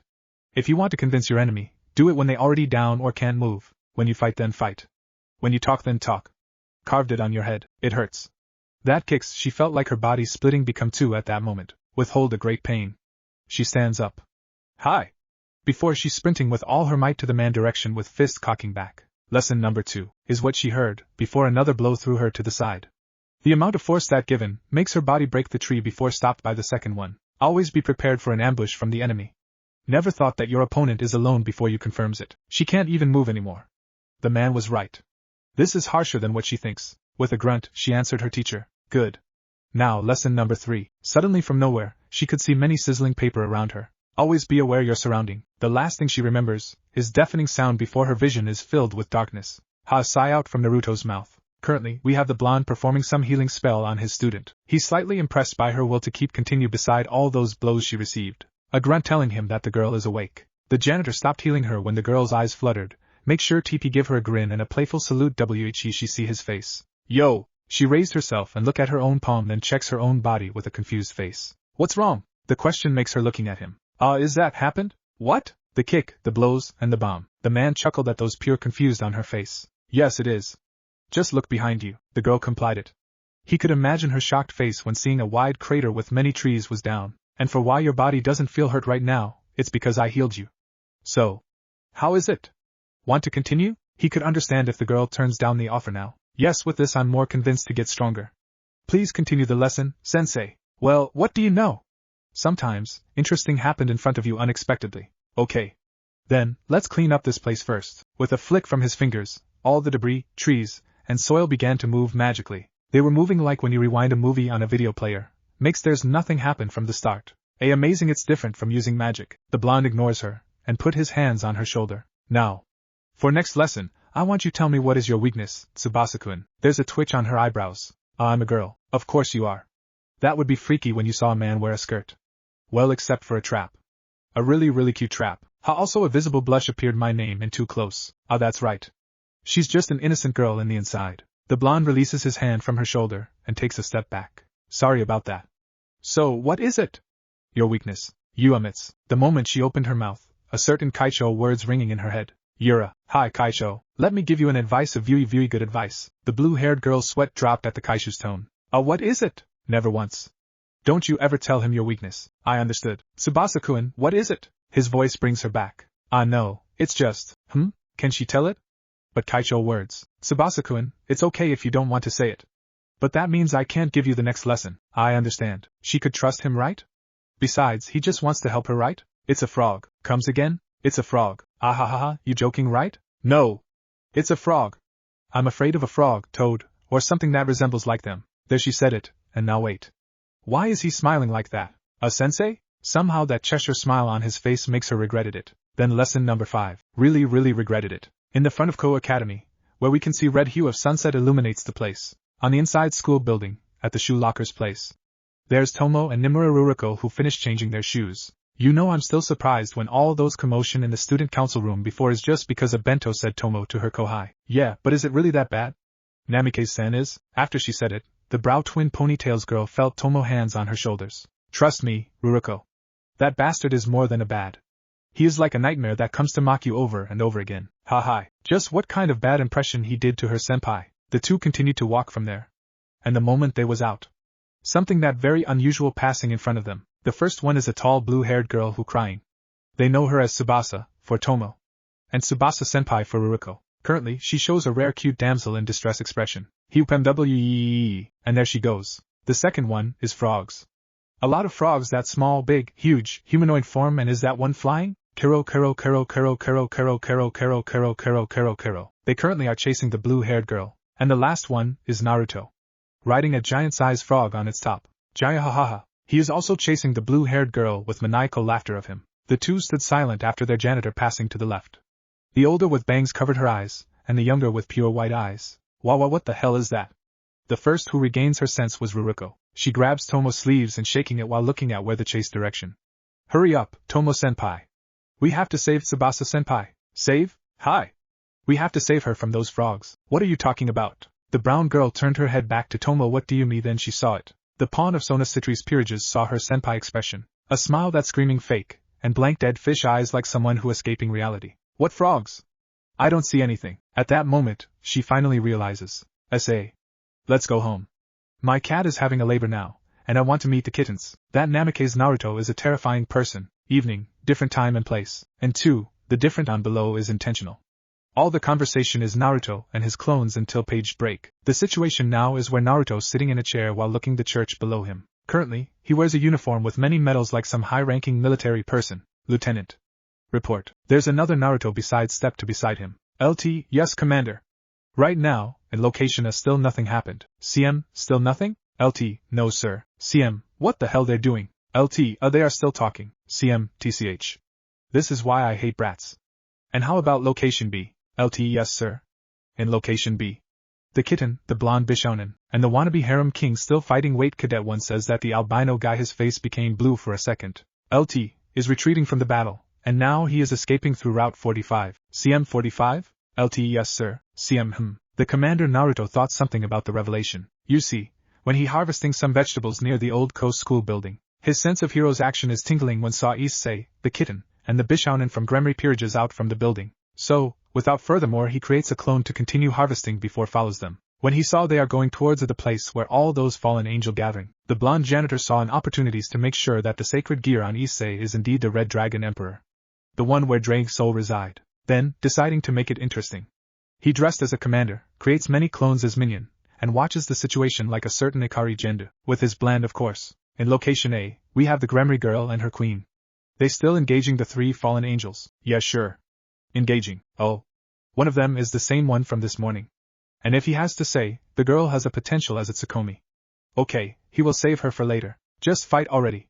Throw some spears. Or spells. Or anything. And in location B, we have the other active member of Gremory girl. From the report before, the albino guy is already forfeiting. CM, prepare for a long-range weapon. I want that guy to suffer. LT, sir, yes sir. With a salute, the lieutenant complied the order. Now loading. LT, sir. The preparation is complete. CM, good. He stands up and turning around. CM, Lieutenant. What is this? LT, sir. This is M202 Flash, a rocket launcher with 4 tubes that can have 66mm incendiary rockets in it. Nonetheless, we have modified the rocket with something non-flammable and only explodes. Not only has good impact for explosion, it could make the enemy only half dead if used skillfully. A smirk formed in the commander before he took the RPG. CM, after this mission over, remind me for your promotion. LT, sir, yes sir. He put the rocket launcher on the shoulder, locked on the target, and then fires it. Swoosh, swoosh, swoosh, swoosh. Boom, boom, boom, boom. With a puff of smoke, the weapon is gone from his shoulder. CM, how is it? Asked the commander to the lieutenant who's searching the albino guy with a telescope. LT, he's still alive, sir. CM, still alive? LT, yes, sir. CM, good. He shared high five with the lieutenant. Sir, another identical figure comes and gives the commander a salute. He currently is holding a phone. CM, state your business. Yes, sir, Cadet 3 reporting. There's a call for you, sir. CM, a call? From who? C3, we don't know him, sir, but he want to speak with you. Making a giving gesture, he received the phone. CM, speak. Commander, this is Snake. The Metal Gear is already. CM, wait. Who the hell are you? SN, who is this? CM, no, buddy. I'm the one who asked first. SN, sorry, wrong number. The phone is closed. CM, Lieutenant. Trace backs the line. LT, yes, sir. Hey, you.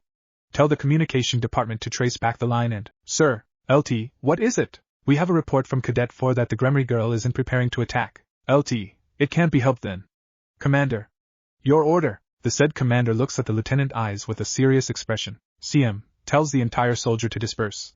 Lieutenant, I trust you to inform me about the situation in location B and for confirming the Red Dragon Emperor. There's a contemplating face on the lieutenant, before he answered the order. LT, sir, yes sir. The last he saw from his commander is a flash of yellow before he turned around. There's an order to be executed. Era, you shouldn't have made her upset. You silly angel, said Himejima Akino when seeing those demonic energy burst from her king before said the king is releasing her. Family trademark blast and wipe the fallen angels in front of her.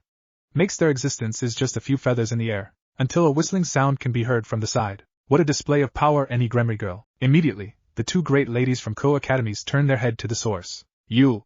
Namike-san. Indeed.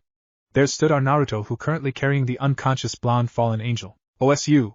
Your janitor of Ko Academies here. He gave the 2 cheeky grins. What are you doing in here? Also, that girl, don't tell me. You are one their companions, said Rias while once again demonic energy leaking from her. Who? Me? One of them? Of course not, he wants to wave his hand to emphasize it. But it currently is being used. Then why would you save her? Said Akino curiously but still prepared. Oh, this girl, well, you see, my client wants to clarify some things about this development. So I think with taking this girl and give it to my client would satisfy him. Ah, that's right. It's also because I've taken an interest in this girl. She has a potential after all. He added a pause so they could digest the information. Who is your client?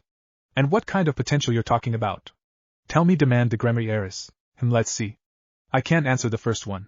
It's my policy for not give information about the client. Well, that's a lie, and it's same for the second one. But just because I don't wanna. Red Moonblood Justice-chan. He could see a twitch on the Gremry girl's eyebrows. Her aura instantly disappeared. What did you say? Ari, what's wrong? That's right. He coughed twice before continued with teasing grin. In this world, there are two kinds of justice, the truth justice, and the false justice. Stop! The Gremry girl suddenly shouted while closing her ears with hands. And he knows she still could hear what he says, but don't be mistaken. There's actually the third justice.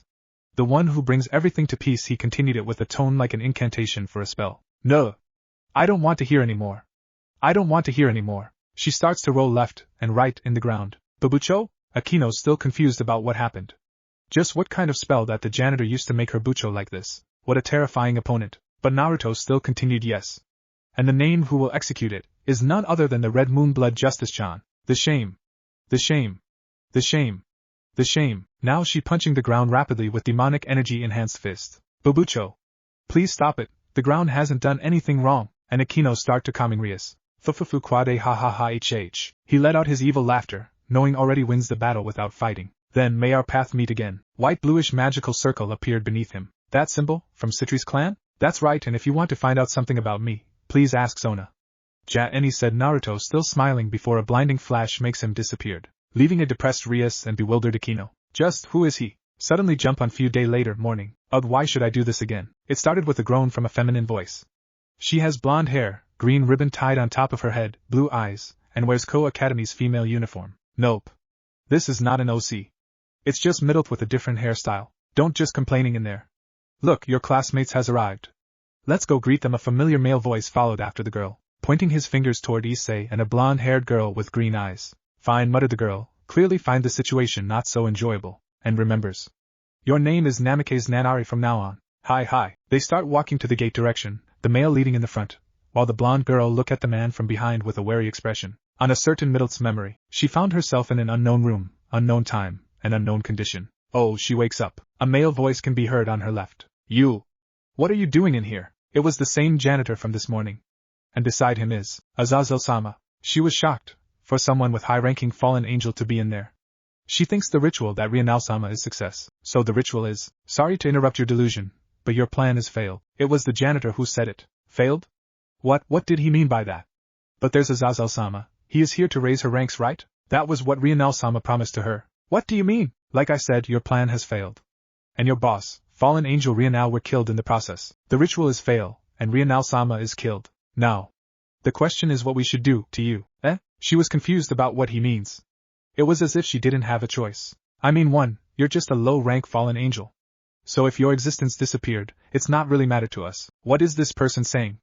Is what she thought at that time. 2, you abandoned your order from the higher-ups to assist another low-rank fallen angel in an unofficial mission. I don't know what kind of punishment they will give you. Wait, Azazel-sama. What is this person saying? Don't tell me that she doesn't even hear an answer, and it's like she never has in the first one. And when Azazel-sama turning around, she learns that betrayal is something very painful feeling. Azazel-sama, so any last words? A red spear that leaking demonic aura from the janitor hands is pointed at her. Aye, she can feel warm liquid around her cheek. She was crying. Her body was unconsciously trembling beyond fear. She feels like death is in front of her. HM? What is it? I don't want to die. Her voice was weak and wavering. Sorry, I can't hear you. The man already cocked his spear, ready to throw it at her. That view makes her shut her eyes and cry with all her might. I don't want to die. Please, I will do anything. So don't kill me. She could feel the tip of that spear near her chest. Her clothes were ripped off. Anything? Yes. Anything. That's why, please. Proud can go to hell. She still wants to live. Fufufu quade ha ha ha hh. His laugh is confusing her. You heard that, damn brat. I won the bet. TCH, those your luck even more frightening than all 4 great Satans combined to one, you old man. Yeah? The loser can say anything. I still won, by the way. They were betting for her life. Do not get mistaken, girl. You still be punished in the first place. She could feel something choke her when that demonic spear nears her throat. Before it released when the man pulls it back. But what is the meaning of this?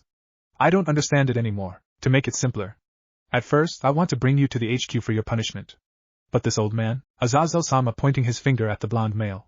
An old man, he says, is refused it. So I suggesting to make a bet that if you will say Azazel-sama, save me. Or I'll do anything. When you saw death in front of your eyes, then, yeah, technically. He saved you. Breath that unconsciously she holds out from her mouth. Her body slumped down, thinking she feels safe now. She turns her head to the blonde man direction and says, "Thank you." It was an honest, grateful word from the bottom of her heart. "Well, we'll do something about you later. For now, I'm curious, why don't you introduce your friend, Az? Like I said, please stop calling me that." "Ji-chan." "Okay, Az." Confused is probably the word. She saw that the blonde man is the one who holds controls in that conversation. And why Azazel-sama just takes his insult? Moreover, Ji-chan? He looks no older than a teenager. Why is Azazel-sama calling him like that? So many questions, but she chooses to keep quiet. "So, who is he?" She saw another man. He has gray hair, gray eyes, and wears something that clearly says, "I'm a yaoi material character for all fujoshi to use." She really needs a rest at that time. Ugh, she is shocked when the blonde man suddenly becomes sick. His face was pale blue, like someone who holds a vomit. "A damn brat." "You, wait a minute, Ji-chan. He's Vala, host of the White Dragon Emperor." Who would have thought that she would meet the host of the White Dragon Emperor, one of the two heavenly dragon? Seriously? This, why you always surrounded by pretty guys? Humph, so this is the one you called Ji-chan, Azazel. Not looks that strong, gay, and Uchiha attitude too. What a frightening combination. Okay, even if she doesn't understand what they're saying at that time. The conversation seems interesting for her. Forgive him, Ji-chan. What is this, the leader of fallen angels placating to a mere devil? What a joke. You should stop it, Vala. Another voice can be heard in that room.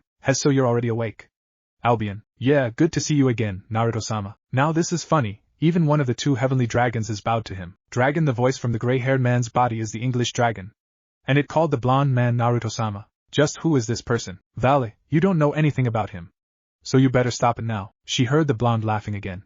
What is it? What's so funny? You have an interesting host? Albion want me to break him like your previous one? The moment this Naruto guy said it, something invisible forced her down.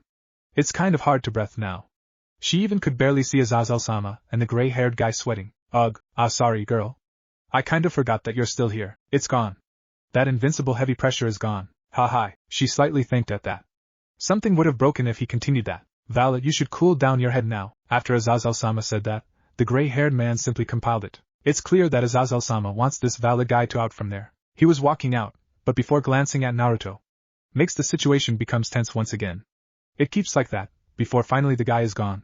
Sorry about that, Ji-chan. Nah, he's still a kid after all. Now about this girl, that's the end of it. And for her, she just gets an order from Azazel-sama to observe the host of the Red Dragon Emperor. Which she learned it was the same guy that it was same guy that Rienal ditched. She just has to observe him as the little sister of this Naruto guy. But not that all, she also has to do it as one of Ko Academy student, and remembering when she meets this janitor at the first time. God hopes she could still say after. After when? The two are now currently walking near the gate, where several students confusedly seeing a cute blonde girl near their janitor. "Oh, put up your act. Don't you want to make your high school debut success?" Naruto muttered enough for the girl. Instantly, the girl expression changed, becomes cheerful with bubbly aura. "Hi, Oni-chan." She said it with dazzling innocent smile and affectionate tone. Naruto, suddenly clenching his fist with manly tears, leaped from his eyes. "Cool, this is it. The Amitochara that I wait. Fufu, Oni-chan is weird." He suddenly glomped the girl, rubbing his cheek to hers. "Anshoi, Nanari-chan. This Oni-chan of yours is so weird." The girl just laughs it off, then suddenly began fidgeting. Oni-chan, people are watching." Truth to be told, the students of Ko Academy who passing were muttering while looking at him. Don't mind it. Aerogami?" Another male voice interrupts their hugging session. Naruto, who broke the hug, is turning his head, looking at the man that he called as a friend. "Hayate Issei. HM? Issei?" Nanari finally meet her target, and finally launching the plan that she and Naruto devised yesterday. By pulling the janitor's sleeves like a lost puppy and say, "Oni-chan, who is this? And what he means by aerogami? Don't mind it, Nanari-chan. This guy has some issue in his head. By the way, Nanari-chan, this is Hayate Issei." "Issei, this is My Emoto, Namike's Nanari." The brunette was shocked after hearing that. "Emoto? Aerogami, you have an Emoto? Why you never say anything about her?" The question was trailed off when his light brown eyes falling to Nanari's center area, more accurately on chest. His face that clearly shows a pity makes the fallen angel in disguise feel a twitch in her eyebrows, but she couldn't do as she pleases right now, because of her innocent character act. Nevertheless, she still could do this. "Oni-chan, why is he looking at my chest?" Which makes Naruto grab the self-proclaimed harem king and look him eye to eye, before he leaned to whisper something in sharp, deadly tone. Something like, "Na Issei. Do you still remember what happened to Matsuda and Motohama 1 week ago?" A certain memory when he saw his two close friends were tied on a pole, with nothing but a piece of paper covering their genital area in front of school building is surfaced. "Ha. Do you know why they could become like that?" And no, a dark chuckle that makes Issei shivered can be heard. It's because they trying to steal MY Milky Yui Nyan limited version, and you know what? Maybe there will be another guy that will end up just like them. A guy with initial H and I. But don't worry. Because I'm so generous, I'll tell you how to avoid it. It's easy, just behave yourselves to my Amuto. Naruto pull his head and look into Issei's eyes. Are we clear? The brunette could only give nods as his answer. Which makes Naruto's demeanor turn totally 180 degrees. Good, you understand. Now he turned his head, right, only to see a trembling blonde girl with green eyes that have tears on its sides, and mouth that wavering. He couldn't be helped, sweat dropped when her face. It is so much resembled as anime baby who hold their tears. She takes a step back. As scary. Miss, don't come close to me. Her shouts makes his eyes are shadowed, there's a depressed aura around him. Ayano, Issei-san, help me. Slowly, Naruto goes to a nearby tree, and crouched while drawing circles in the ground. It hurts, my heart is hurts. Unknown to them, Naori look at the situation with WTF looks. One is pale white, one is terrified, and one is depressed. Is every day gonna be like this? A moment for calm down. Now we can see the four already back to normal. Which all because of Nanari efforts. Ahem, now, I think the introduction should continue. My name is Namikaze Naruto, Nanari's Oniai-chan. And you? Naruto looks at the blonde girl behind Issei. And my name is Asia Argento. Finally, Argento-san, is it? Can you lend me Issei for a moment? There's something we have to talk to. Talk? What are you? About Rionel? Naruto quickly shut him with sharp subject. Knowing it could make the conversation goes fast. Their reaction was as expected, like what he thought. Issei, who suddenly tensed in prepare, and Asia tensed in fear. How do you a memory about his bucho explaining something to him surfaced? I see, so that's true that you. Issei, he stopped him, then looked at Nanari before back to him, not here. The brunette seems confused for a moment, before a shocked face for a moment before becomes an understandment. Oniai-chan, what's wrong? Who is Rionel? Naruto instantly become nervous. Oh! Rionel is a name of Italian food. And yesterday, Issei said that he wants to know where to buy it. He nudged Issei for a help. That's right. Arogami says that it's so delicious, so I want to try it. Issei-san? Argento-san, could you accompany Nanari-chan for a moment? Good. The blonde didn't let her answering when quickly grabbed Issei to a nearby quiet place. The two are in a clearing around the woods now. There's a silence between them, waiting for who's going to ask first. About you're a devil, is it true? It was from Issei. Yeah. I trust the Gremory girl is the one who told you. Yes, Bucho also said you saved one of the fallen angel. Yeah, I did. Why? She was part of the groups who make Asia suffering. It's not as simply because someone takes an interest on her, right? Questioned the brunette. Naruto let out a deep sigh.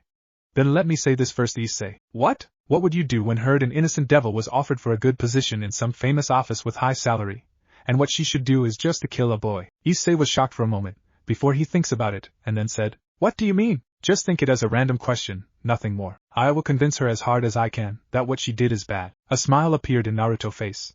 That's not really bad answer, but it changed again to become more deadly serious. Now, about Argento-san case. How about the fallen angel that I saved? Has the same condition? Or worse, she was threatened? The brunette's eyes widening. Never thought something like that also could be happened. He can't answer it. Ding dong ding dong. A bell from Co Academy is like a timer for the two.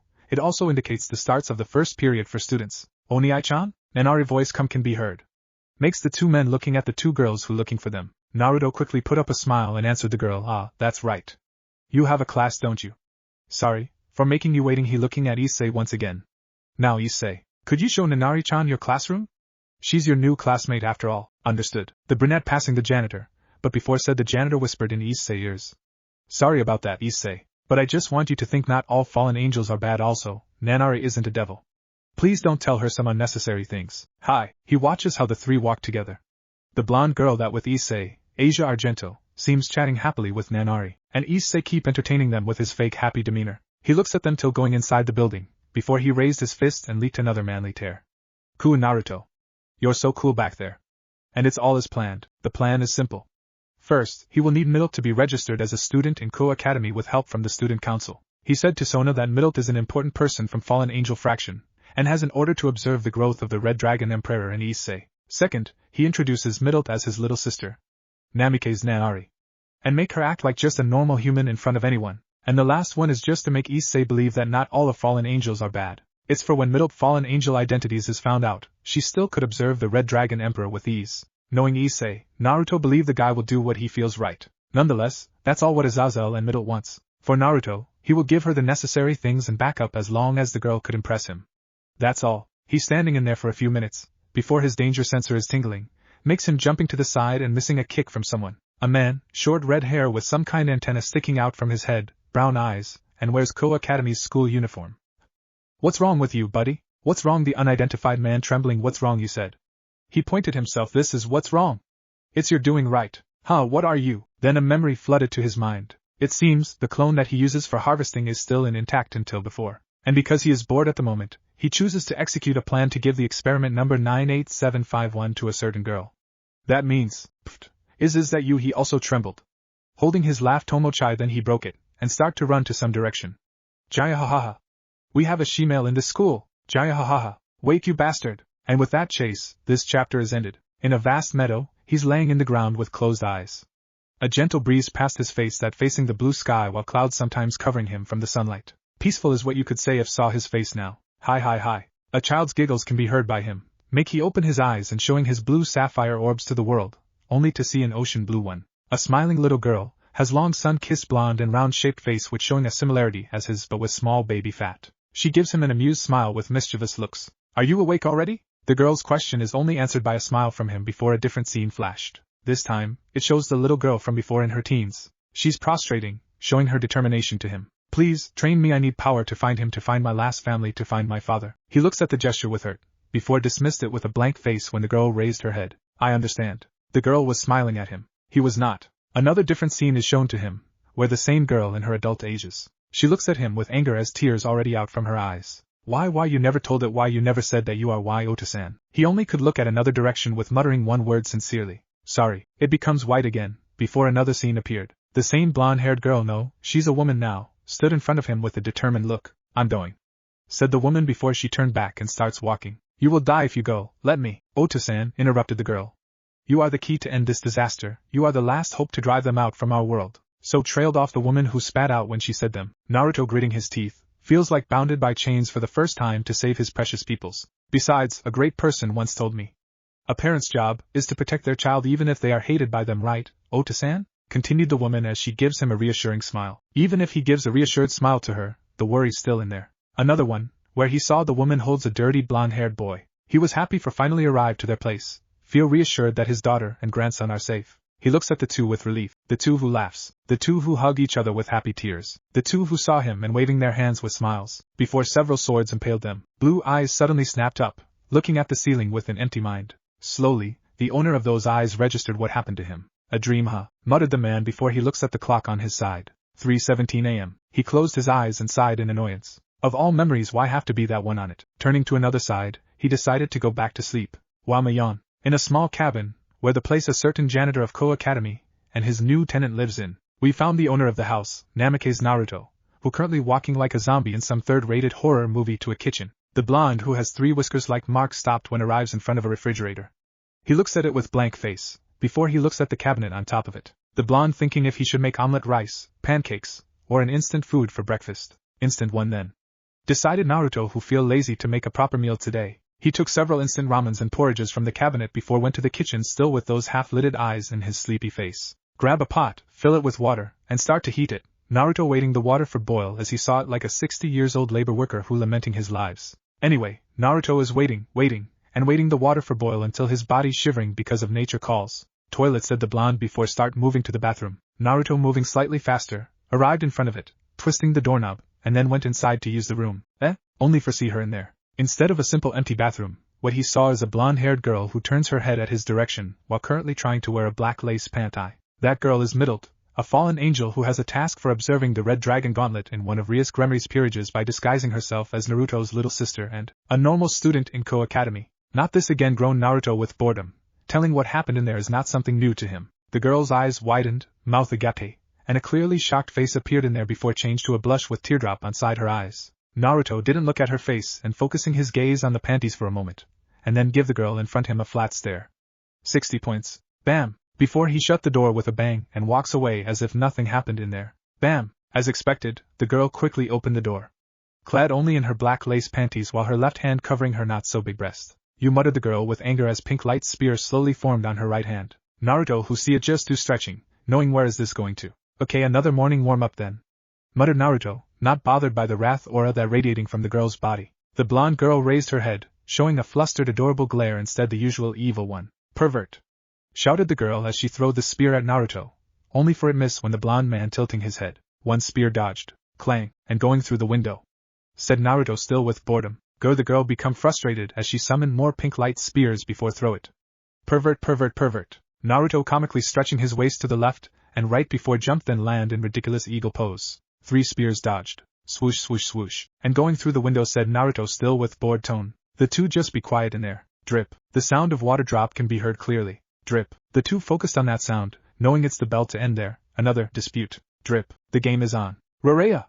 Shouted the girl without intent to lose. Ha! Said the man with flat tone to mock the girl. From outside the cabin, now we can see several pink light flashed and dimmed several times, before thing become more chaotic as a sound something broke, explode, and scream can be heard from that place. And that is how another Naruto's day starts in Koa Academy. Now we see Naruto and Mittelt who currently walking through the woods to Koa Academy's direction.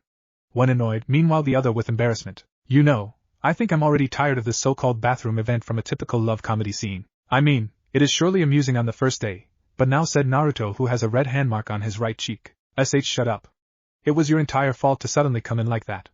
Accused Mittelt who has a bump on her head. No, it was your fault for always not locking the door in the first place. Pointed Naruto who makes the girls mumbled something while looking at another direction as her embarrassment increased. Naruto sighed at her stubbornness. Whatever. By the way, how is Issei's progress? Even embarrassed, Mittelt still answer it. Still nothing about his boosted gear. It seems the Gremory girl is focusing on his physical strength first. Is the shape changed? The shape? No, it still's the same as before. I see, said Naruto indifferently but actually thought it further. The shape is still same from the awakening state. So that means Issei still hasn't gained the gift abilities on the second form. Naruto sighed at how slow Issei's development compared the previous hosts, before he decided to keep the matter for later and continued walking. Hey Naruto, Mittelt suddenly called his name, which Naruto replied by a grunt. The Lord is really already gone, isn't he? Ah, that's right. Several days ago, he accidentally revealed the biblical god is dead to Mittelt. Well actually, it's not an accident. Even he himself still thought how stupid it sounds, at the way he revealed the one who created humans is died. It was when he testing a new game from a friend the game was freaking difficult, and when he lost over than 50 times, he was cursing the biblical god despite he is already dead. Mittelt who heard it asked about what he means, and while still unfocused because of the game, he answered with the biblical god is dead in a war nonchalantly. See? How stupid it sound, isn't it? Anyway.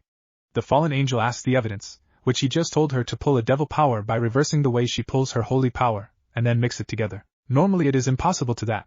But because the biblical god is dead. When he realized what he said, Naruto turned his head and found Mittelt already cried as a small ball floated in front her hand. Even the size so small, he still can sense the mixed power in it. Before he could say something about his statement, the girl just runs to her room and locked it. He was confused. Why would the fallen one would sad for someone that already unrelated to him or her? From his information, Mittelt is actually coming from heaven before she becomes a fallen one, and knowing how her creator died was the reason that makes the girl's feeling turmoil. She started to sulk and didn't talk for a week, before she suddenly apologized for her behavior last night. Something must be happened to make her suddenly cheered up like that. It's not as if he cared about her or something.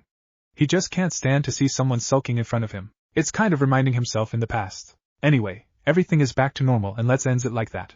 I already told you, didn't I? Answered Naruto indifferently. Yes, but how? I know it's because of a war, but how come a powerful deity like him could trail Mittelt as she looks at the ground? Naruto who saw it just sighed in displeasure. Well, what I can say is, paused Naruto as bitter smile formed in his face. It's because he was protecting something precious to him. Something precious, what is it? Questioned Mittelt before flinched when she looks at Naruto's face. That smile again. Sometimes she asks something that leading to his past, but the answer she always got is that same wry smile of him. Mittelt usually doesn't care if someone angered, cried, or even begged for not to be killed in front of her. However, this man, there's something wrong with him. It's as if he would break if keeping smiling like that. And the weird thing is she is worried about him. Mittelt shook her head and opened her mouth to change the topic, but before she could do that, nothing YOSH. Let's end this sappy atmosphere and focusing on something that more important. Interrupted Naruto cheerfully. Mittelt sighed in fake displeasure at how he forcefully changes the topic. Hi, I bet you're going to say something stupid anyway. Said the fallen angel indifferently. No, a grin formed in the janitor's face. It's about what happened in the bathroom before he wiggling his eyebrows as if wants to emphasize something. Wah, you know if that keeps continuing, I could assume that you just want me to look at your not so impressing body. He gave her a mock thinking pose or don't tell me trailed off. Naruto before he looked at Mittelt with teasing smile. Mitchan, you pervert. Who are you calling a pervert? And don't be suddenly friendly with me. Shouted Mittelt in embarrassment. Naruto ignored her and continued. But I'll say that a black lace panty doesn't suit you. I recommended a blue striped or a white one with bare pictures on it. But of course, going commando is the best after all. That's a sexual harassment, you jerk. The worst, an enemy of all women. Ehehe, if you said it like that, said Naruto sheepishly while scratching the back of his head. Why are you blushing? Of course I would after praised by my own little sister, said Naruto as if it was a matter of fact. Are you have a hearing problem? That was clearly not a compliment. Moreover, I'm not your little sister. Naruto ignored her by pumping his fist and manly tears. Could my little sister can be this so cute? Being at sun in the outside then dear in the house, Oni-chan is happy. There's must be something wrong with your head. Naruto ignores her again with giving a nice guy pose. Don't mind, it's a normal for someone like us to do perverted things. I am mind about it.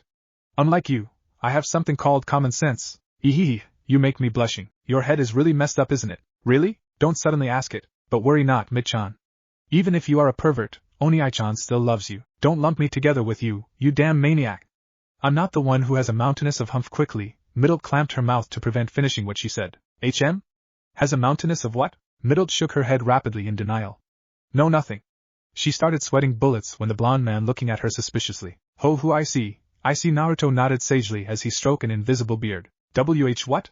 Said Mittelt cautiously. Mittelt, I never thought that you are, said Naruto as his face become closer, which makes Mittelt's face become redder. There's Asia. Then he suddenly dismissed it while look at another direction. Don't just end it like that, you good-for-nothing blonde. Nanari-san. They were interrupted by a familiar feminine shout yet with melodious voice, which makes the atmosphere around Mittelt completely change, become cheerful with bubbly aura. Become her disguise as Namikaze Nanare from the previous chapter. Hi, replied Mittelt in her fake persona as she looked at the source of the voice. Whoa, nice reaction, muttered Naruto, who holding his laughter now. Mittelt looks at him with a nasty glare for a moment before focusing on the one who called her. There's Issei beside Asia, who waving her hand cheerfully at the end of the woods path.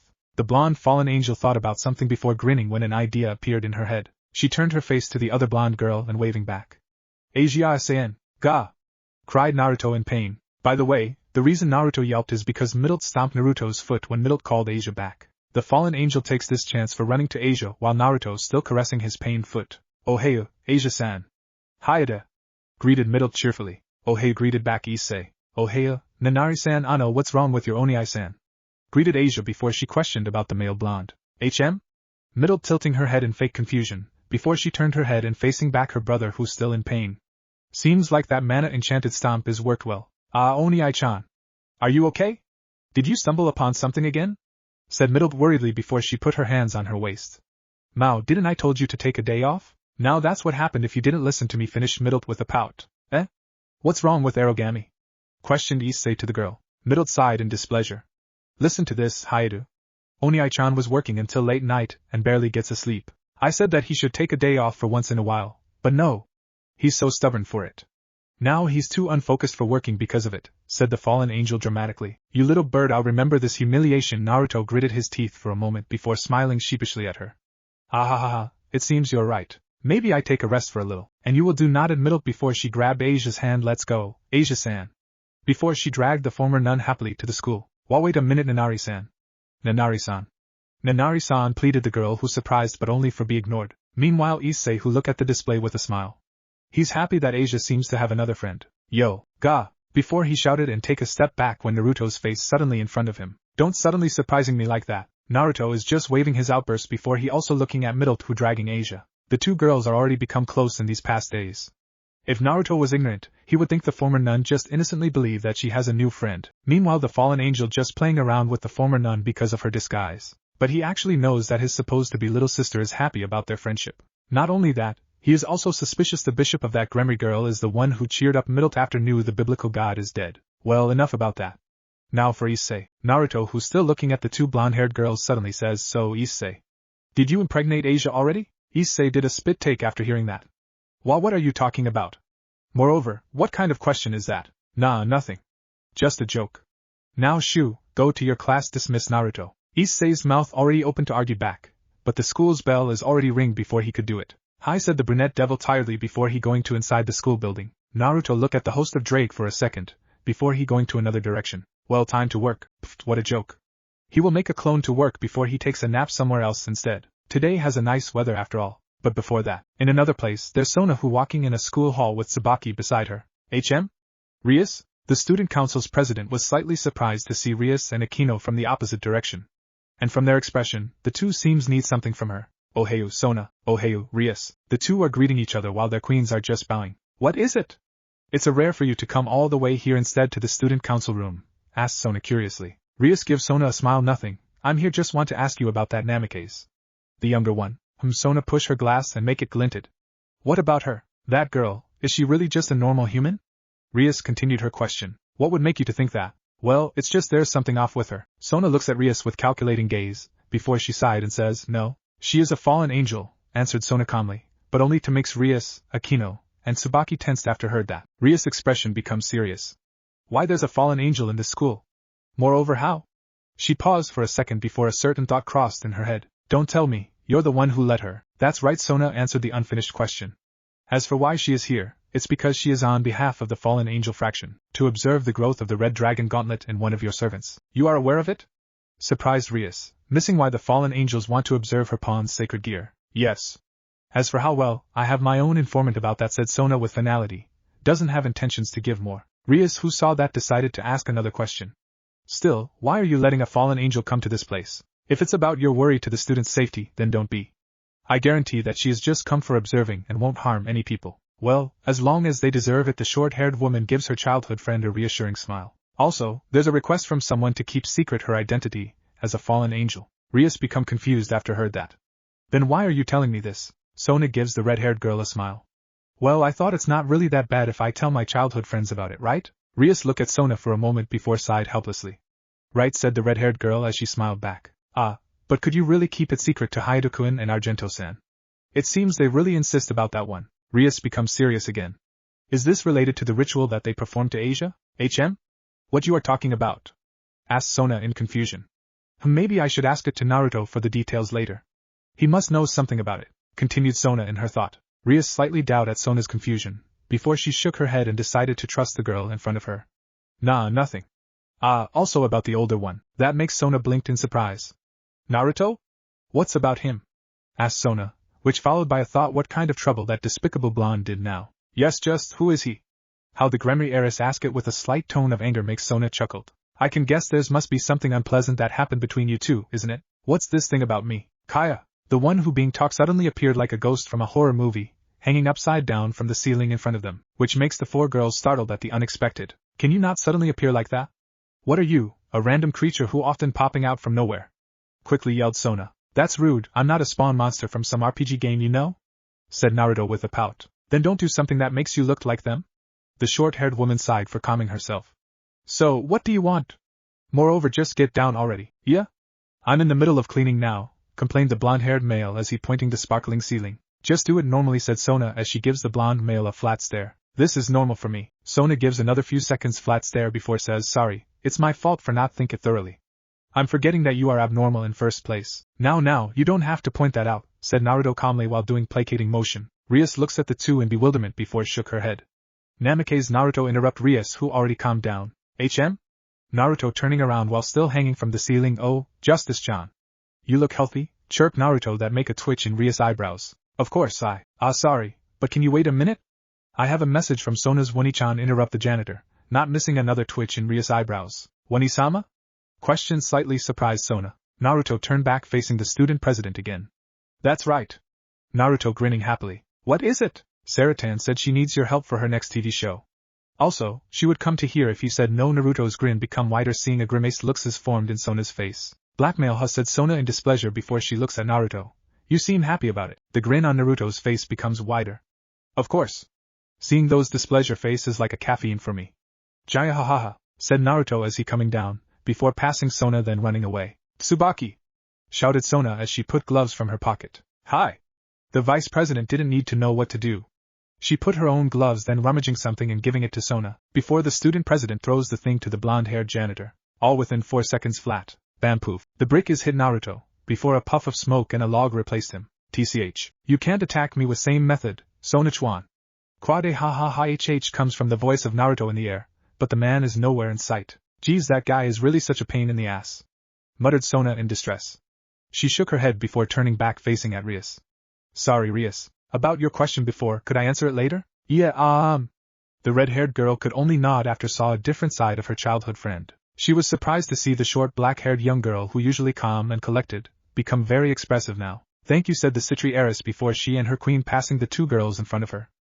Maybe you can ask it directly to him. I'll send that bastard to your clubroom later. Just be careful of him. He is dangerous in a way, said Sona without looking back. Dangerous? Wait a minute, Sona halted Rias, who turned around to call her childhood friend. The one who being called stopped but still not facing back. What is it? Namikaze Naruto. Is he one of your peerages? The question is not only Rias who want to know the answer, but also Akino and Tsubaki are also curious about it too. Kaisho? A little push from Tsubaki to answer it. The Citri heiress stood still in there for a moment, before she continues to walk while keep quiet, which makes the Gremry heiress frown at the unanswered question. Now in different time and place, more exactly the Occult Researchers Clubroom at after school, the usual members of that club are present and waiting for something. Knock knock, or someone. Come in. A door in that place opened before revealed it was Naruto from behind of it. The blonde-haired janitor looked all the member of the club with bored look, meanwhile the club members looked tensed when saw him.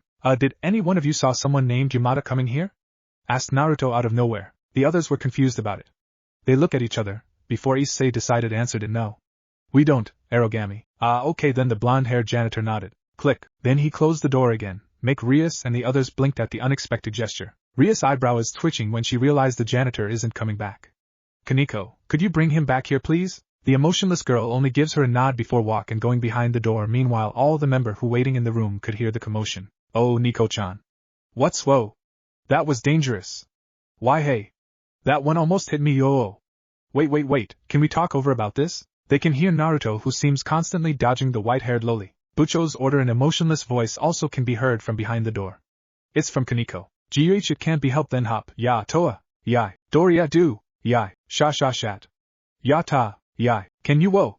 Can you say anything other than that? Yai. The other occult club member could imagine how the janitor is dodging Kaneko's attacks repeatedly. Enough. Take this taiyaki. Takoyaki. Naya. And pan. Naya. Hee now for the finishing blow. Who's the cute kitten? Who's the cute kitten? Anya. All of the occult club members were surprised, also confused at the same time.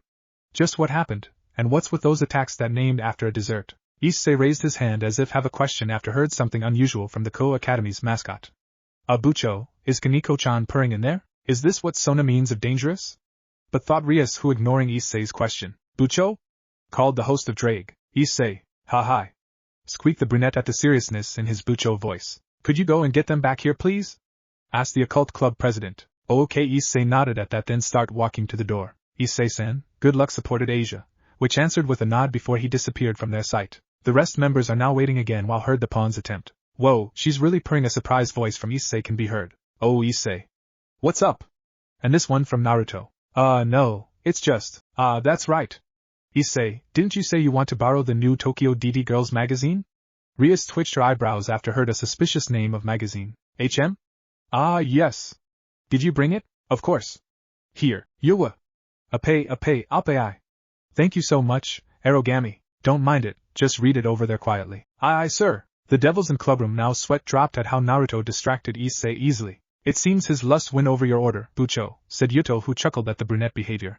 I know, sometimes it's annoying how easily he distracted by his carnal desire. Rias sighed at the failed pawn. Akino called the Crimson Princess. Hi, Bucho. Akino accepted the unasked order and start walking elegantly to outside the room. Bucho-san, is Akino-san going to be alright? Questioned Asia timidly. Don't worry, Asia.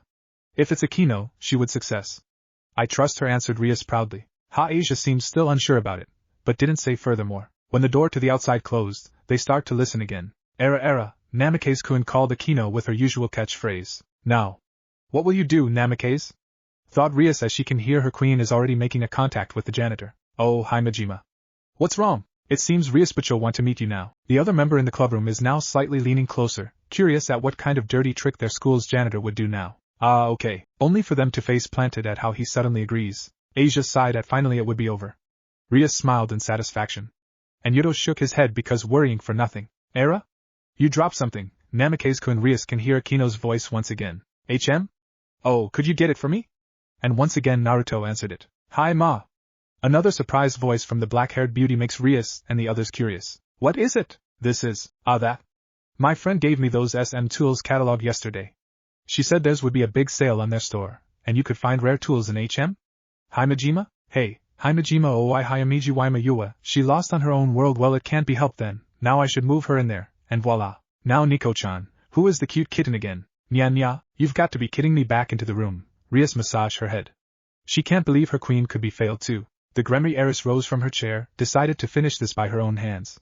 However, before she moves from there, Yuto stopped her. Bucho, let me do this instead. Rias looked at her knight directly in his eyes. Are you sure? Hi, replied the Bishounen confidently. Rias give a thought about it.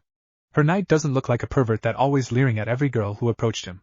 Heck, she is suspicious that he is a gay. He also doesn't have a fetish problem, not openly though. Okay, but be careful. Yuto nodded at his king before start walking to the door. Don't worry, Bucho. I won't fail. The Bishounen give his king a reassuring smile before he continued to walk outside the room. The last 2-member occult research club is now waiting again with heavy atmosphere, focusing on what's going to happen. Good afternoon, Namikaze-san. It's begin, thought Rias as she and Asia could hear Yuto's voice behind the door. Oh, it's you. What is it? A tired voice comes from Naruto. Nothing, it's just Rias. Bucho is already tired of waiting. A friendly tone comes from the knight. Shing. Is that? Rias blinked at the thought. Yuto unsheathed his sword. Wow, wait a minute. Why did you bring that out? Don't mind about it. I just want to bring you back to the clubroom by force. Ma, there's no need for violence in here. Don't worry, it would over quickly. How you know him? Hey Kiba, there's a crack in your sword. Sorry, but that excuse won't work on me. Good one, Yuto.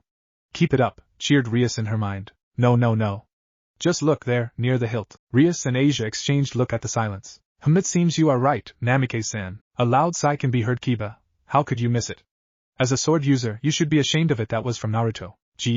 A sword is not only a tool, they also a partner on a fight. Someone who can't even treat their partner as how the janitor is sighing again. It seems you still have long ways to go, Kiba. You are right, Namikaze-san. I'm sorry. Why did you apologize, you stupid knight? Rias did a facepalm after heard that. It's fine. By the way, did you come to the exhibition sword 3 days ago? Because I saw someone that looks like you in there. Oh. Did you went there too, Namikaze-san? A rather excited voice comes from the knight. No, Yuto. Don't fall to his trap. Rias pleaded in the clubroom. Of course. Did you saw that Muramasa sword? I never thought they would show it. A laugh comes from the blonde janitor. Yeah, and don't forget about the twin Fang, reminded Yuto. The one from Medieval? The 2 blades with pure white steel like a snow. Yep, yeah. That was fine swords. Now how about? Rias slammed her head to the desk. It seems she forgets that her knight is a sword freak. I won't fail my ass, groaned Rias in displeasure, as she heard the 2 blonde male chatting happily about swords. No, this can't be happened. I have to save them. Asia convinced herself and panicked before run out from that place. No, Asia! Shouted Rias, but it's too late as the bishop is already out from there. Maybe, just maybe. She could do it. Ayano. The Gremry heiress slammed her head to the desk again after heard Asia's stuttered voice. The girl can't even talk properly, so it's down to me, huh? Rias rose up from her chair before walks to the door with a determined look. She should do this from the start. If you want to do something right, you have to do it by yourself. She would show the janitor for not messing with the Gremry heiress and her peerages. She is a Gremry, the Crimson Ruin Princess, little sister from one of the 4 great Satans. She won't let her peerage, her slave, and her family be controlled by some janitor. Gripping the doorknob tightly, the red-haired devil twisted and set the stage for the battlefield. Rias Gremry has precious friends to be saved in there. Ano Kaicho called a familiar feminine voice. What is it, Meguri? Asked the student council president. Is it okay to send him alone to the occult researchers clubroom? Ma. Are you worried about Naruto-san, Tomo-san? This comes from Hanakai Momo with knowing look. You did your head hit something? Said Tomo with a flat stare to Momo's direction. Ma. A group of student council members now are walking to the old school building direction, to the place where Rias Gremry and her peerage is in. The reason? Well, the Sidri heiress thinks that this is the right time for introducing Saji and the others to Rias' new servants. But still Meguri is right. I should go with him in the first place, said Sona, who considering her decision to send Naruto alone. Ma, is Namikaze-san really that bad? Questioned Hanakai Momo confusedly. The worst, a nightmare, a hell teacher, comes from Sona, Tomo, and Tsubasa, whom so he is dangerous after all, convinced Saji while nodding. Really? But several of my classmates said he is a kind person, questioned Kasaka Raya. Don't be fooled, Kasaka. He is just like that if you give him a job. Being a professional, he says, explained Sona. So is that means he is a pauper? I mean, it's the reason that he can't become a student, right? Nimura Ruruko joined the conversation. The student president shook her head in denial. No. The bastard could buy several islands if he wants to, answered Sona calmly as she ignoring several gasps from her behind. Then Kaicho, why is he becomes a janitor then? Asked Tsubaki. Sona sighed before she answering it. He is just bored. Taking several tasks from the students is just one of the few things that he did to pass the time. One of a few things? Said Tomo curiously. Do you still remember how he turned you into a man? Questioned back Sona, which answered by a grunt from Tomo. Thank goodness that the effect just lasts for 3 days. 3 fucking days for the embarrassing torture when doing things as a man. That's one of it. Experimenting, continued Sona as she and the others finally arrived in front of the old school buildings. Ma, let's back to how Namikaze-sen is bad to Gremry-sama and her peerages. I mean, what is the worst thing could be happen when he's in there? The others were startled when Sona, Tomo, and Tsubaki suddenly stopped before face-palming. Hanakai, Momo-san, called Sona, Tomo, and Tsubaki before they turned facing her. Hi. She's slightly nervous at how the three give her deadpan faces. You jinx it, said the three simultaneously. About what? Crash. A sound of shattered glass makes them turn their head to the source. In slow motion, they saw Rias Gremry comes through the window like an action hero before she unfolded her devil wings. Hands that guarding her face now moved to cover her ears, showing the tears that leaked from her face. No. Please don't say it anymore. I don't want to hear it. Stop calling me with that name, whined the Gremry heiress. From the same window, Akino jumped and hugged the red-haired girl's waist. Calm down, Bucho. Stop feet. Rias, who covered her ears, seems doesn't hear it. Or moreover, she doesn't want to listen to anything. Babucho-san. Akino-san. Shouted Asia, who also jumped and grabbed Akino's legs now with cute desperately face. No. Let me go. Cried Rias, who still whining in the air. Asia. Another figure jumped and grabbed the blonde-haired girl's waist before revealing that it was Issei. Yeah, there's also Kaneko, who now grabbed Issei's legs while she is still inside of the building. The little girl's hands are holding each of the brunette's legs, while her own legs are for anchoring. She put the pressure on her left leg to the floor and her right leg is under the window's frame, which is oddly located exactly behind of Issei's genital place at that time. Anyway, when the frame can't hold between how strong Rias and Kaneko pulled each other. Crack, it breaks. Makes the force in Kaneko's right legs directed on something in front of her. Yeah, in the nuts. Goa!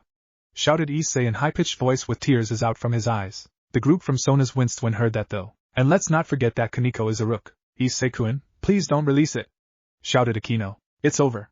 Issei Jr. is over, said Issei with high-pitched voice while his eyes become pure white now. Issei-san, please don't lose your grip, pleaded Asia. More like I'll lose my life first, continued the brunette. Sorry comes from Kaneko. Just please stop, put the pressure on your legs.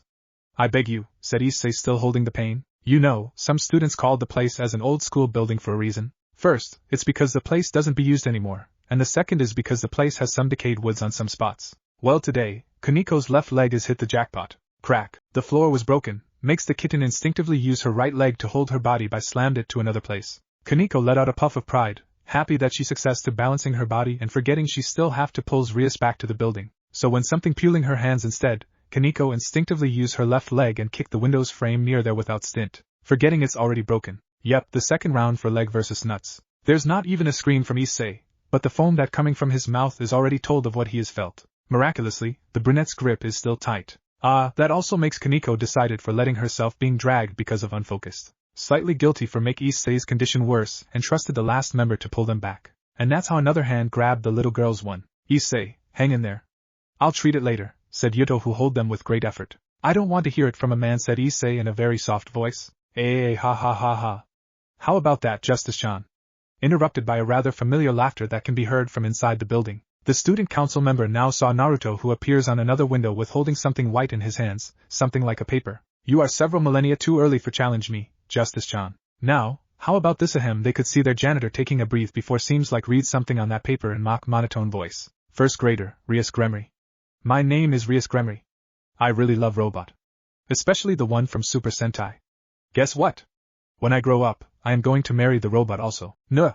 Interrupted Rias as she's struggling harder than before. The sight that like a flying humanoid kites who constantly whining was responded by surprised face and 3 flat looks from the student council member. That said Sona, Tomo, and Tsubaki as they turned their flat look to Hanakai Momo. Make the white-haired girl laugh nervously. Ahahaha. Back to occult research club room. Several things can be seen there. Yu sulked Rias cutely like a child in the corner. There Akino comforted Rias like a mother. Yu, this one was from Issei, who holding her pain and shame while being treated by Asia's twilight healing. And you know, don't worry Issei Jr., you'll recover soon, said Asia while focused her healing treatment. Yu and this one from Naruto, who has 3 bumps on his head, while kneeling in front of Sona, who has a break on her hand. There's also Yuto, who panting, still exhausted for bringing his king back to inside the building. Pulling 5 people who struggling in the air seem not as easy as it looks. Meanwhile Kaneko is giving Yuto water, as she is the one who didn't get an injury. Not physical though. Remember how she purring like a cat who got drunk by a catnip in the janitor's lap. Oh, and most of the student council member who in the same room were looking at the unfortunate victims with pity and an understanding look except for Naruto. Ratatata ta ta ta ta ta, a ringtone can be heard in that room. And yes, it's still the same one from Final Fantasy Fanfare. It's mine, said Naruto, makes the others who have nothing to do are focused on him. Hello, Naruto all in all, master of trades in here. May I know the victim I mean, the great person who will have my service? He's still saying that lame introduction? Thought the entire student council member. How you again? They saw how Naruto sighed deeply. Like I said, just search it on some spare parts that you were? Didn't find? Alaska? You ha ho ho, I see fine, what did you want now? Said janitor who surprised on the first before nodding repeatedly. Well, why not using a cardboard box then? Of course also watch out for the landmines by finished Naruto as he closed the call. What? Asked the blonde janitor when he saw the entire student council members look at him. Who is it? Asked Sona about the call. There's something off when he said cardboard box and landmines. Nah, nothing to be worried about. There's a guy who playing agent with me recently, explained Naruto nonchalantly. Playing agent? Yeah, his name is Snake whatever. It seems he is searching for a Metal Gear or something, though I'm still confused why he searches it on spare parts store in Alaska. Such a dramatic guy. Several chuckles out from Naruto's mouth. And the cardboard box? The Citri heiress can't be helped curious about that one. Oh, he says needs something that makes him undetected on nuclear facility. And you suggested that? Asked Nimura Ruruko in bewilderment. What can she say? An agent that infiltrating a nuclear facility with using a cardboard box and didn't get noticed? Yeah, sure. That's right. Chirped Naruto happily. Sona shook her head at that. Leave it to her other childhood friend for a bizarre idea. Tough. A certain agent in Alaska decided to try the method. And it works. So, what brought you all here? Questioned Naruto, who using a healing spell to nurse the bump. That's Sona. Look at the Rias and her peerages once again. Let's wait for them to recover. Okay, Naruto nodded in agreement. Tough, he actually doesn't care about it. One recovered peerages later. And what brings all of you here? Questioned Rias while take a glance at Naruto once a while, still wary of him from what happened before. Sona gives her a polite smile as she explains it. Nothing. It's just a greeting. Since you have some new servants, she finished with looking at Asia then Issei before back to Rias. Servants? Don't tell me. Issei's eyes widened at the new revelation. Sona facing the brunette with still polite smile. You maybe know me as the Sito Kaicho, Sana Shirtorai. However, my real name is Sona Citri, heiress of the Citri clan. And yes, Kaicho pushed her glasses and make them glinting again. My servants and I are also a devil. She also gives him a mysterious smile in the end her sentence. It is me, or she gained a new habit? Muttered Naruto for himself from the sideline. For the next moment, the blonde-haired janitor decides to ignore how Issei's surprised about there are other devils in Ko Academy. Before Saji throw a snide remark about the brunette ignorance, he grabs a popcorn from his pocket dimension, then munching the flakes lazily, makes Kaneko, who noticed it decided went to his direction, and ignoring the others who focusing on the two male pawns that start arguing. Naruto feels the gaze from the white-haired loli in front him. He decided to move the popcorn to several directions, which make her following it intensely. Want? Asked Naruto, who answered with a nod by Kaneko. He patted the place beside him before she sit on there, and starts lazily munching the popcorn together while watching the argument with flat looks. The two saw how Saji and Issei, who take turns to squeeze each other hand with all their strength, and make the two coer of their respected clan side at their behavior. Rias gives Sona a tired smile. You must be having a rough time. In addition, Sona give Rias a matching smile as she says, no shit, Sherlock. The others blinked at the unexpected answer. Even Naruto and Kaneko stopped munching their popcorn. I mean, you must be having a rough time too, corrected Sona awkwardly. The student president coughed once and continued. Anyway, I was planning to go to his place this month. It seems my servants is ready to get a familiar. I was planning for going to there too, said slightly surprised Rias. There's a silence after the two found a problem. This is troubling. He is only available for once a month, said Sona as she forms thinking pose. Rias smirked when she got a resolve to the problem. Then, how about deciding it with a duel? A duel? Sona is surprised at the idea. Yes, the winner gains the right to commission him. Are you talking about raiding Jiekaya? Before the student president finished, something hit her forehead. It's popcorn. You're not an idiot, so don't act like one. All of them turned their head to the source of that bored tone, and found their janitor and the school mascot eating popcorn near the window. There's no one here that would give you two the permission anyway, continued Naruto. What do you mean by raiding game, Merogami? Asked Issei, who seems confused about the situation. Naruto pointed his finger at Rias. Ask that to Justice-chan later, said Naruto in sane bored tone while ignoring a shout, don't call me that. From the Gremry heiress. The blonde janitor yawned and put his palm on his back head before leaned to a wall, giving the rest of popcorn to Kaneko. So, seems like you have an idea for this problem, Justice-chan, said Naruto. Like I said, don't call me that. And yes, I thought that we could settle this through sports, said Rias, who annoyed by the Justice remark. I see, said Sona as she adjusting her glasses. By what, where, and when she finished it with a sly smile. Rias answered the gesture by her own smirk. Tennis, on the court, tomorrow morning. I understand, giving a nod. Sona start to walk out from there. Then, see you tomorrow. But before she passed the door, Sona, wait, stopped Rias with serious look. What is it? You still haven't answered my question this morning. About whether Namake's Naruto is one of your peerage or not this time. Beside the kings and queens from each peerages is startled at the question, before they looked at the person who being talked about. Like I said, what? Asked Naruto, not being bothered a bit. Someday the other now focused back to Sona, who has a cold gaze towards Rias. I'll answer it. When we have a rating game between you and me as the opponent is what Sona said before she leaving that place with the other student council members that, following her. There's a silence in that room. No one said anything after the co-student president left. Just how difficult it is to say yes or no for that question is in the thought of every occult members. But for Rias Gremory, she knows something about why her childhood friends didn't straightly answer it. Something that needs time to be explained. Something complicated. Well, I think I should go now. The statement from the enigmatic blonde makes the rest of ORC members remembers that he's still in there. Wait, Namake stopped Rias as she narrowed her eyes. Yes? Rias looked directly at his eyes.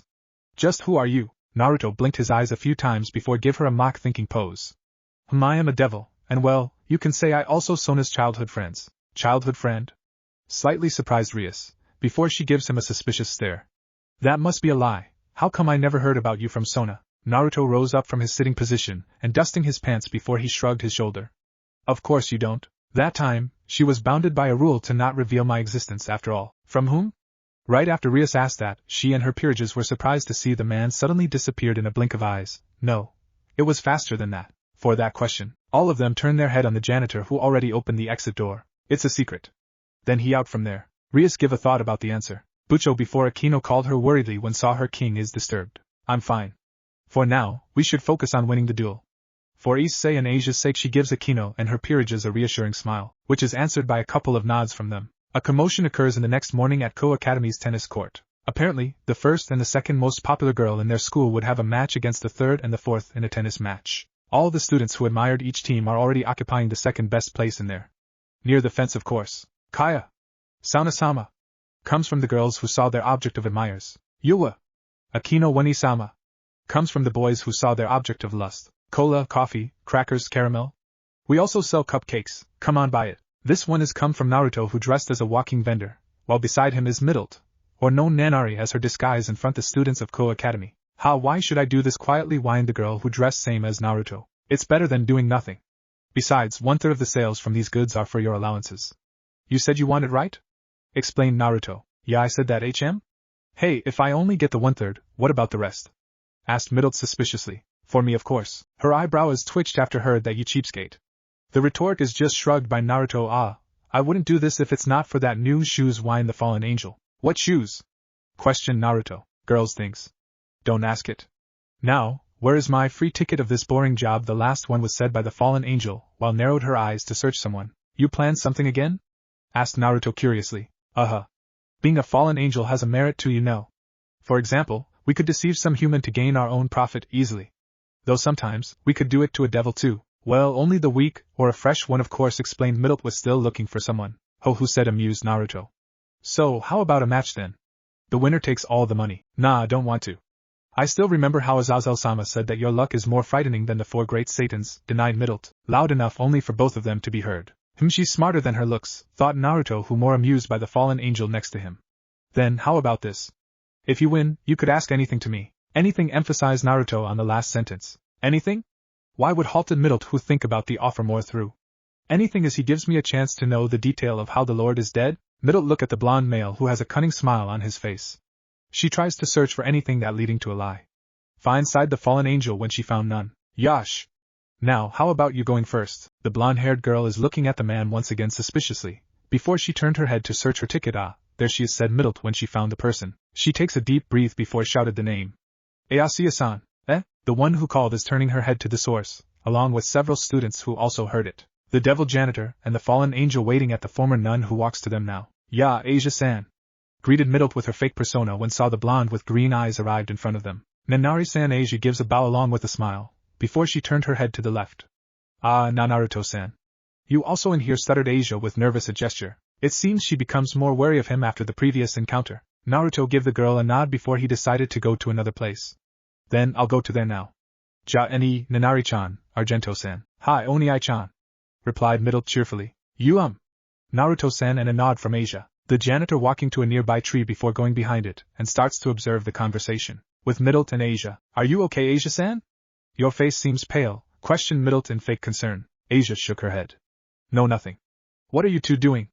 the girl asked back while looking at Mittelt's attires. The former nun looked at the younger Namikaze, who wears something like a walking vendor, is stood in the midst of students. She also carries a backpack in front her that has full of snacks.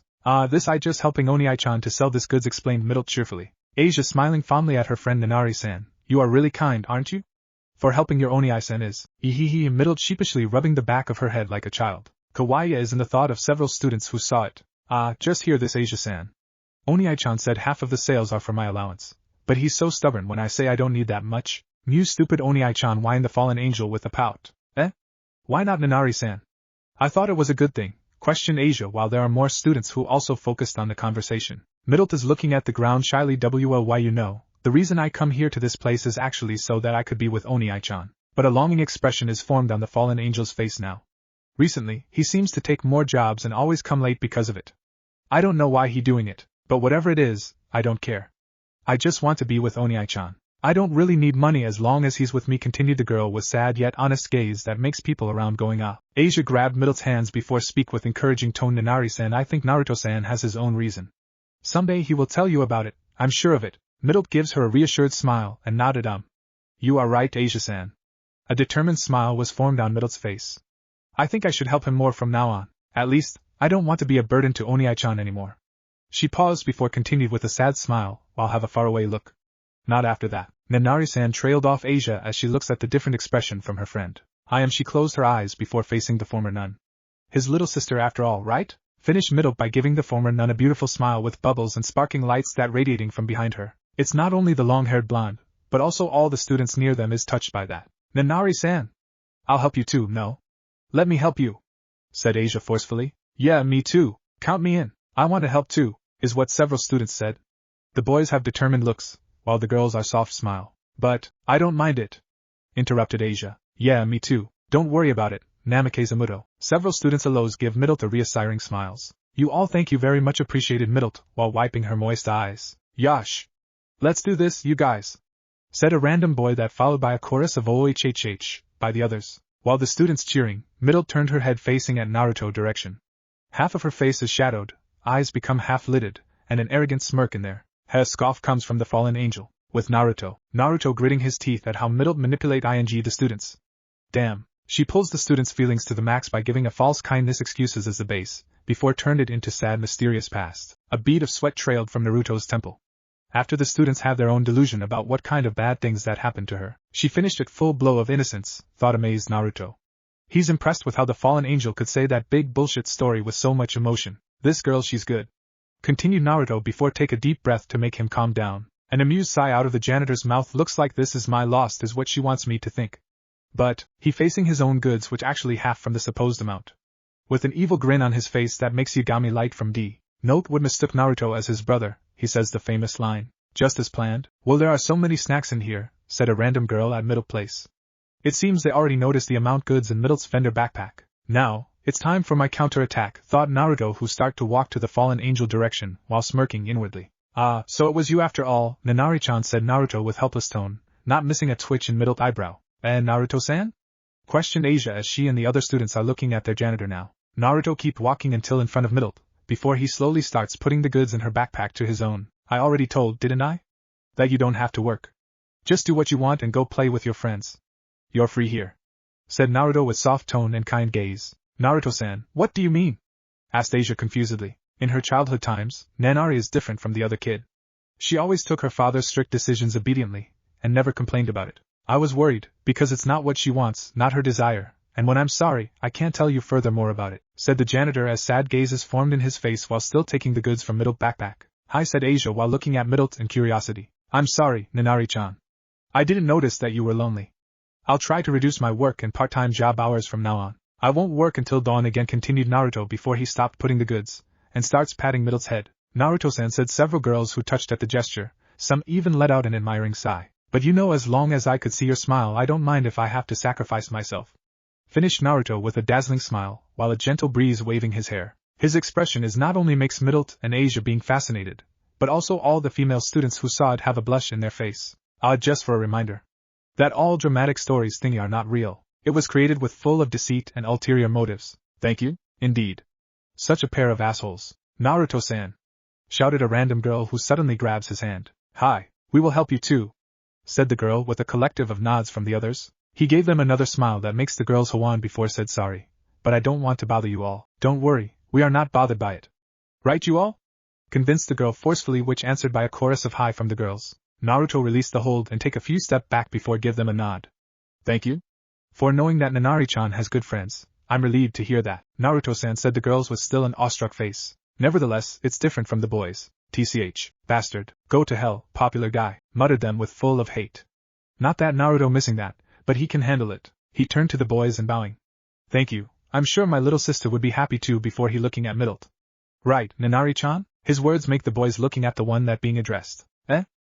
Being called suddenly, Mittelt was surprised and nodded shyly while looking the boys once a while. A cute girl who blushing after saw you. If someone who doesn't have an experience about love and relationship, they would misinterpret it as the girl has a feeling for you. And unfortunately, for most of male students in Ko-Academy don't have it. Don't mind it, Namike-san. Why yeah, it has become our duty to help each other. Leave it to us, Namike-zamuto, is what several male students said with their own cool pose. Alright, you guys. Let's help them, said a random boy who taking Mittelt's vendor backpack before being answered by UWO, by the other boys. Okay, girls. Don't lose to the boys, said a random girls that also took a vendor backpack from Naruto, before a chorus of hi from the other female could be heard. They start organizing their job before start helping the Namike's siblings selling the goods. Naruto-san called Asia with quiet tone. What is it, Argento-san? I'm sorry. It seems I was wrong about you about many things, said the girl nervously. Nah, it's fine. Everyone could make a mistake after all. Moreover, I'm grateful that my little sister has a friend like you, said Naruto honestly. A beaming smile appeared in Asia's face. Hi. Then I should start help selling this too, said the former nun before she going to another direction. While the others are busy, Naruto and Mittelt have their own conversation. TCH. This one is coming from Mittelt. Humph. Thou shalt never win against me. Remember that, foolish little bird, said Naruto in high and mighty tone. Hi, sighed Mittelt tiredly when the blonde male pointed that out. Though, at least I don't have to do the job anymore. Naruto blinked at that. It seems he's forgetting that it was what Mittelt wants in the first place. She's right about that. A chuckle is out from his mouth. What is it? Asked Mittelt when she heard it. Nah, nothing. Just thinking now we will get money without doing anything, dismissed Naruto. Hey, you're right. Meanwhile, on another place, there's a girl with reddish brown hair with an antenna on the top, a girl with short blue hair, and a long white-haired girl who watching the display with several reaction. Idiots, all of them. Don't realize being manipulated, said Tomo with flat stare. So this is what Naruto-sensei said about manipulate the enemy on a battlefield, muttered Tsubasa while nodding. Ma, such a lively siblings. The two girls beside her are turning their head to facing Momo. Seriously? Said surprised Tomo. Ma dismissed Momo easily. Momo-san, are you okay? Did you catch a cold or something? Asked Tsubasa worriedly. Ma, why are you keep saying that phrase since yesterday? Now Tomo give the white-haired girl an odd look. Ma, I'm trying to build my own character now, explained Momo calmly. Can any of you tone down your voice? I'm trying to focus in here, said another feminine voice that makes the three snap their head to the source. Rhea? Since when you're here? Moreover, who's doing the judge in Kaisha's match? Aren't you the referee? A rapid question comes from Tomo. Since the beginning, and I asked Ruroku-chan to replace me, said Kasaka Rhea, who writing something in a notebook that she hold, while locking her gaze on the two Namikes who currently talking to each other. Rhea-san. What are you doing? Asked Tsubasa. This. I'm just writing of how the younger Namikes is manipulate the students with sad story, before the older one is supporting it with siblings love story, and I must says I became more and more amazed by Naruto-san. It seems his family has a talent for wait. What is that? Explained Rhea before she saw something from the two Namikes. The other three girls turned their head and found what the treasurer saw. While the other students are selling the goods, the Namike siblings who stood alone are grinning mischievously. There's dark purple aura that surrounded them. Ku chuckled the two Namikes that makes the four girls gulp in fear. The appearance a long straight black-haired man with snake-like face that appeared behind them didn't help to ease the girls. That was wonderful, said Rhea, who writing faster now. Such an amazing technique astounded Tsubasa at the display. Am I the normal one in here? Tomo face palmed at her friend's reaction. Ma, the author actually confused for why bother to write Momo's reaction. Anyway, two things happened on that day. First, the match between Sona and Rias ended with draw. Second, Naruto and Mittelt having one hell of party on the night, using all the money from the sale of their sold-out goods. All of it. When they realize their mistake on the next day, the two starts blaming each other in the next minutes before grieving it together. Such a waste of money. So, why we are here again? Asked Mittelt as she's sitting on a chair while Naruto is eating a peanut in the student council room. The place was not tidy as the usual. There are foods and drink on the table, a TV near the windows, a festive decoration, a couple of sofa, and a banner that reads, "Congratulations for winning the match. Well, I thought Sona and the other student council member are deserved a party for their hard work, explained Naruto indifferently. By the way, aren't they still doing that dodgeball now? So why there's a banner that looked like they are winning already? I forget it. I don't want to hear the answer. The last one was said after Mittelt saw the blonde male already opened his mouth. She looks around her and can't be helped impressed at how luxurious it is. It's a rare for you doing something like this. Moreover, how did you get the money for this all? Asked Mittelt suspiciously. She knows that he's not as poor as he looks. Knowing all the expensive stuff in his house is convincing her to reach that conclusion. Well, I told Sona's older sister that we need money for the student council party at their match against Justice-chan. Knowing how she really loves her little sister, the girl just give it like that. Such a simple-minded girl, explained Naruto with cheeky grin. You are such unbelievable, you know? Mittelt deadpanned at Naruto. You're flattering me. That's not a compliment. The fallen angel sighed for how the blonde male in front her always being such an idiot. She almost forgets that he is the same man that could take her life easily. Then Naruto, with how Mittelt said it quietly, makes the atmosphere around them is slightly changed. What is it? Asked the janitor, still eating the peanut. Could you train me? You know, like that blue-haired devil. Mittelt looked at Naruto hopefully. Naruto looked back at Mittelt for a few seconds, before he continues eating the peanuts. No, don't wanna. And you are wrong, I'm not trained her. I just give her an advice, said him indifferently. An advice?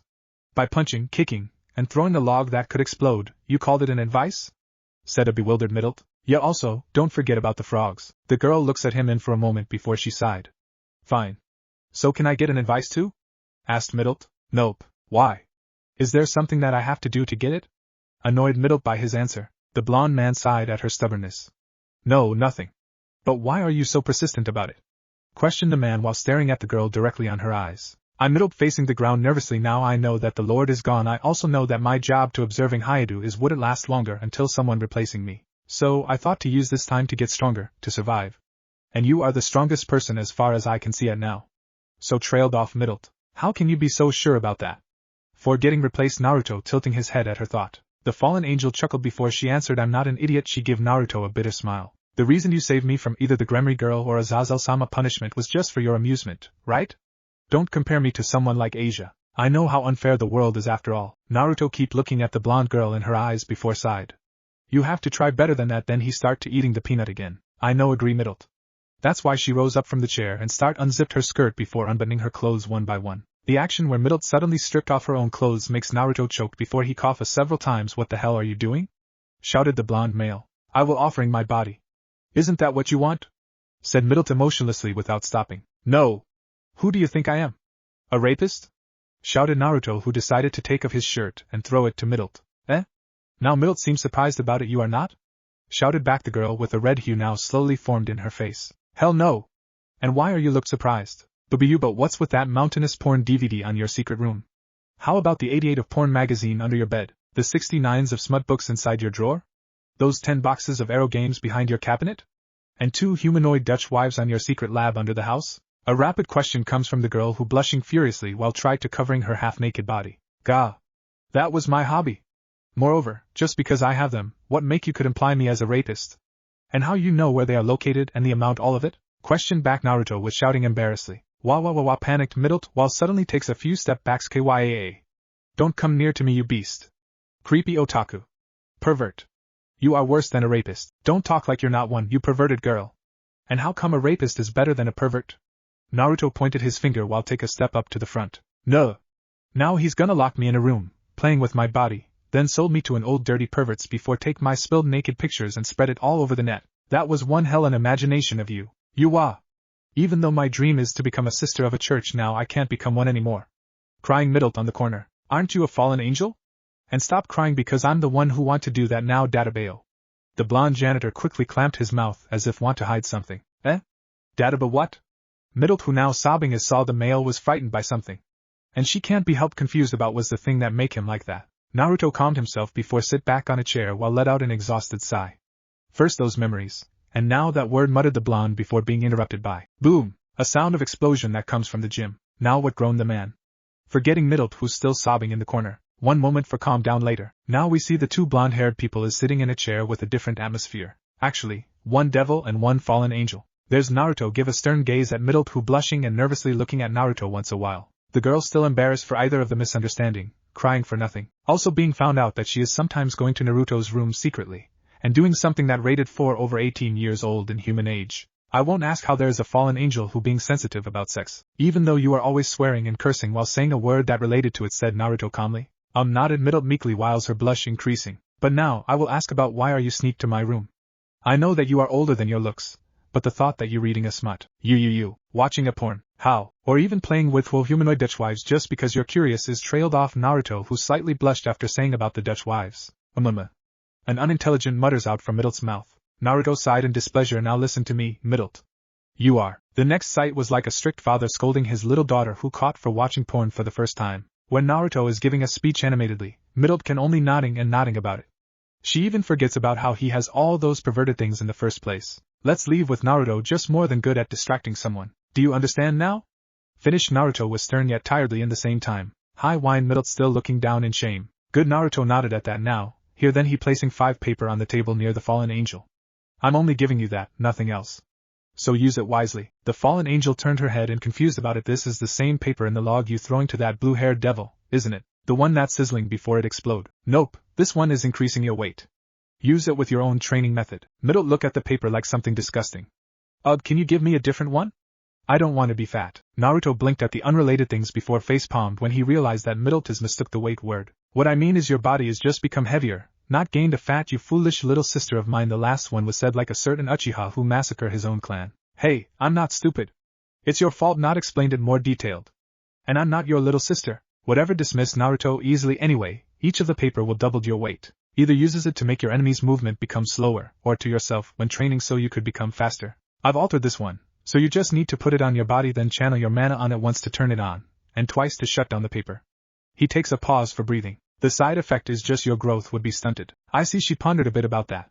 Stunted, not stopped. Also, I suggest you to get used using 1 paper first before you use 2 or even 3, continued Naruto. Why?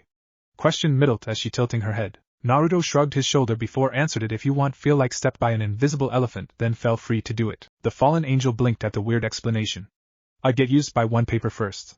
Got it, she nodded to emphasize it. Mittelt looked at the paper, or more exactly on the unusual lines, before she asked the older blonde.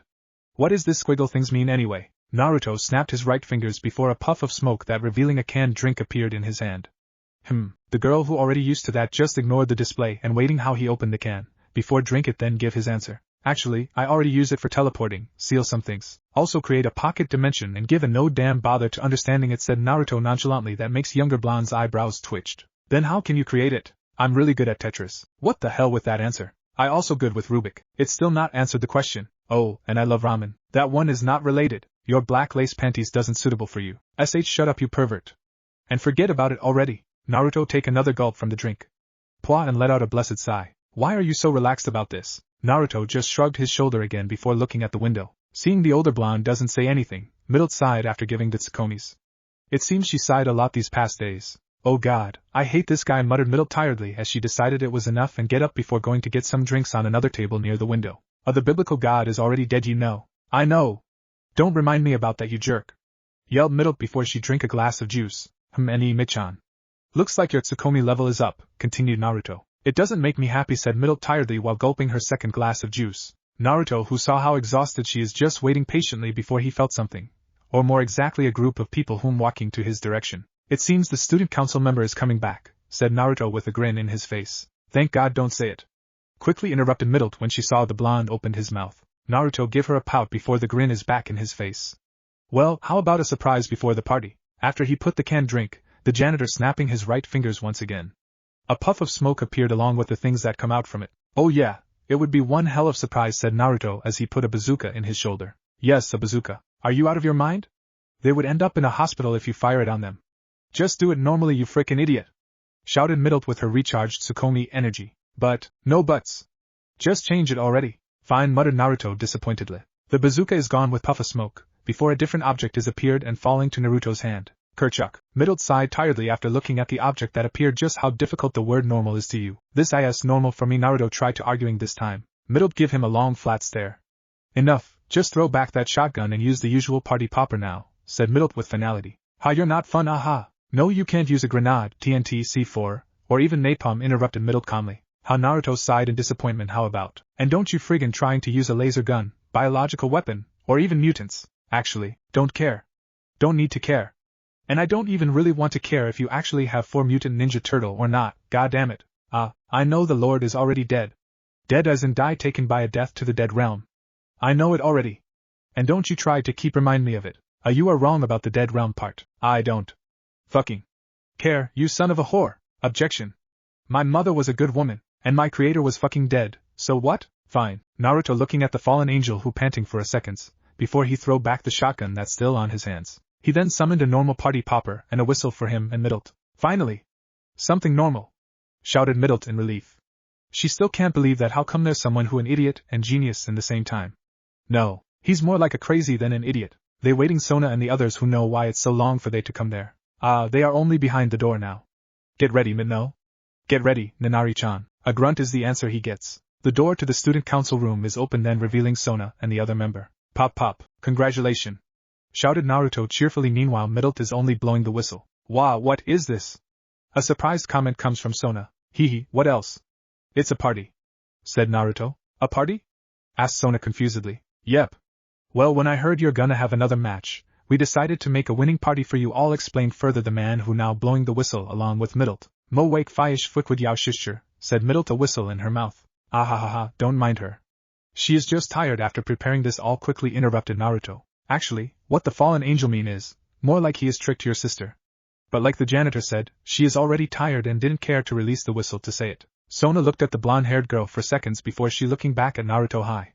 But well, said Sona nervously. There's slight gloom more around her and the other student council member. HM? What is it? Asked Naruto cheerfully. The more they quiet, the dullness is increased. HM? Oh. Ahaha. I know, don't worry about the money. I don't mind it, Naruto waving his hands while Mittelt looked at the janitor with flat stare. Whose money again? Thought he fallen angel. It's not that, muttered Sona. Ha Kaicho, just let me say it instead, sighed Tomo from behind. Say it? What are you talking about, Tomo-chai? Questioned Naruto, that even Mittelt is also curious about it. Actually, then she saw it. Lots of food and drinks, a festive decoration, a comfortable looking sofa, and there's even a TV in there. Tomo paused before finding the ground more interesting. She can't even say that they actually lost on the match, after saw the effort from how the two blonde in front her to prepare the party. Actually Naruto-san.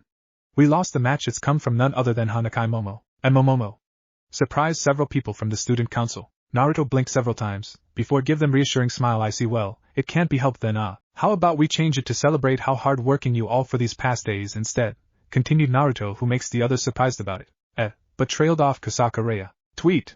Translated as, oh I. All of them now looking at the source of that whistle sound. Tweet. Translated as, just frickin' start already. I'm tired in here. You are, if I'm not wrong, the transfer student in the same class with Hayadu. Namake's Naari, the little sister of Namake's, Naruto said Saji while looking at the girl. He actually confused as why she is in here. Tweet. Translated as, you're right, shithead. Mittelt just nodded while blow the whistle at the other blonde male. It seems the Citri devil hasn't told them about the fallen angel part yet. I think Nanari-chan want to say don't worry, right?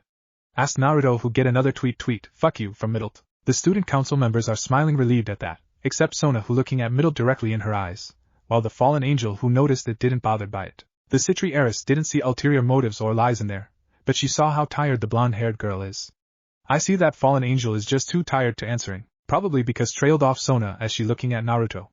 Why, I'm not surprised. Well, she knows how effective is Naruto to make someone tired without physical contact. She has the experience about it. Now let's change this before we start it, said Naruto excitedly before he grabbed a marker and writing something on the banner. The others, who now looking at their janitor, can't be helped being also excited. They waiting for what the blonde-haired male write before read it when he done. Congratulations for not winning the match. Instantly, the dullness became 10 times worse than before. Kaicho, what is this urge to castrate someone named Namake's Naruto? An emotionless word comes from Tomo. Sona didn't answer the oblivious answer. YOSH. Let's PHARTHAY. The others decided to comply it, but before throwing out the banner from a window and use a high-class fire magic to incinerate it. I know, it's not good, was it? Don't know if you could see it or not, but the timeline that I use is after the 4th Shinobi Wars. Anyway, I need your help about the grammar, so please, could you mention at least one scene that I should fix? I also want to know how old Sona actually is. Because I found in DxD Wikia that female devils tend to utilize magic in order to appear much younger than their physical age, would suggest. So it makes me slightly doubt about Rias and the other female's age. Here's some Omax, don't know if it's worth or not. Omake, first night. It was a nighttime when Mittelt arrived at her new place.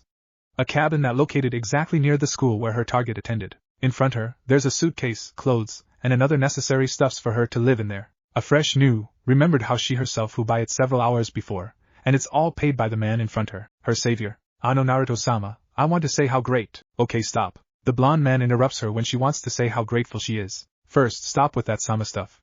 Naruto, just call me with that name. Second, no need to thank me, you're just lucky that I picked up you instead that blue-haired busta girl. But still, a rather loud sigh out from Naruto. He looks at Mittelt in annoyance for a moment, before a Cheshire grin formed in his face. Then, if you really want to thank me, somehow, she felt something bad will happen to her.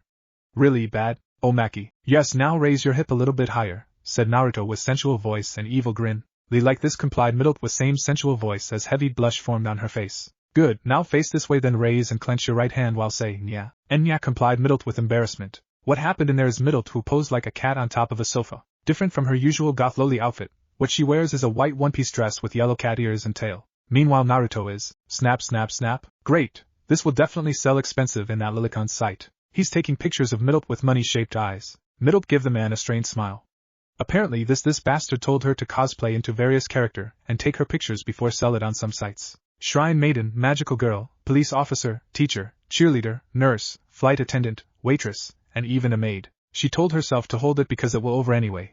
And this is nothing compared how he saved her life. Okay, next one is this. When Mittelt saw a sexy string bikini in Naruto's hands, like hell I would wear that, she snapped. In a flash, a roundhouse kick already delivered to Naruto's jaw, makes the blonde man knocked back in slow motion before crash to a door with sickening sound. This fuga. Mittelt grabbed the camera still with furious face, then splitting it into two with her bare hands before she threw it to the ground and began to trampling it. By the way, that one is inspired when the author saw something similar at some martial arts channel on TV. Inner energy, they say. Anyway, after some minutes, Mittelt realized what she did. She was beyond fear when Naruto, already standing in front her with shadow, covered his face. Mittelt chided herself. She should know not to be such an idiot and near someone who could take her life easily. This person in front of her could make the leader of fallen angels back off, after all. Aya na Naruto-sama. This. She shut her eyes in fear when Naruto moved, before opened her eyes slowly when felt nothing happened. My. Mittelt looked at Naruto, who already kneeling in front of her with whatever left from the camera in his hands. Na Naruto-sama, I terribly sorry about it. I didn't mean to. Whatever that Mittelt want to say is interrupted when she saw something that really weird in front of her. Give it back. Give it back. Give it back. Give it. She sweat dropped when saw the blonde wailing and rolling to left and right like a child. Ayano Naruto-sama. She takes a step back when the man suddenly stopped and gives her a glare. You take off your clothes and wear this. The hell you're thinking, you pervert, snapped the girl who delivered a comical senpukyaku to the man, which means another slow motion scene where he knocked back but more fiercely. Ha ha ha, the blonde girl panting for a moment, before she realized again what she did. Mittelt start sweating bullets.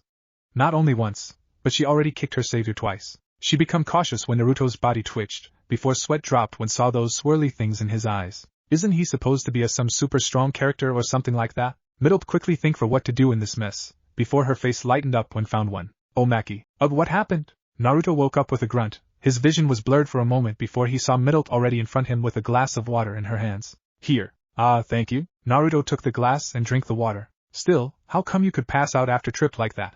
Naruto looked at Mittelt in confusion when she suddenly blurted out that. Who? HM? Don't you remember that you tripped out of nothing like an idiot before pass out? Naruto scratched his head in bewilderment at Mittelt deadpan face. Really?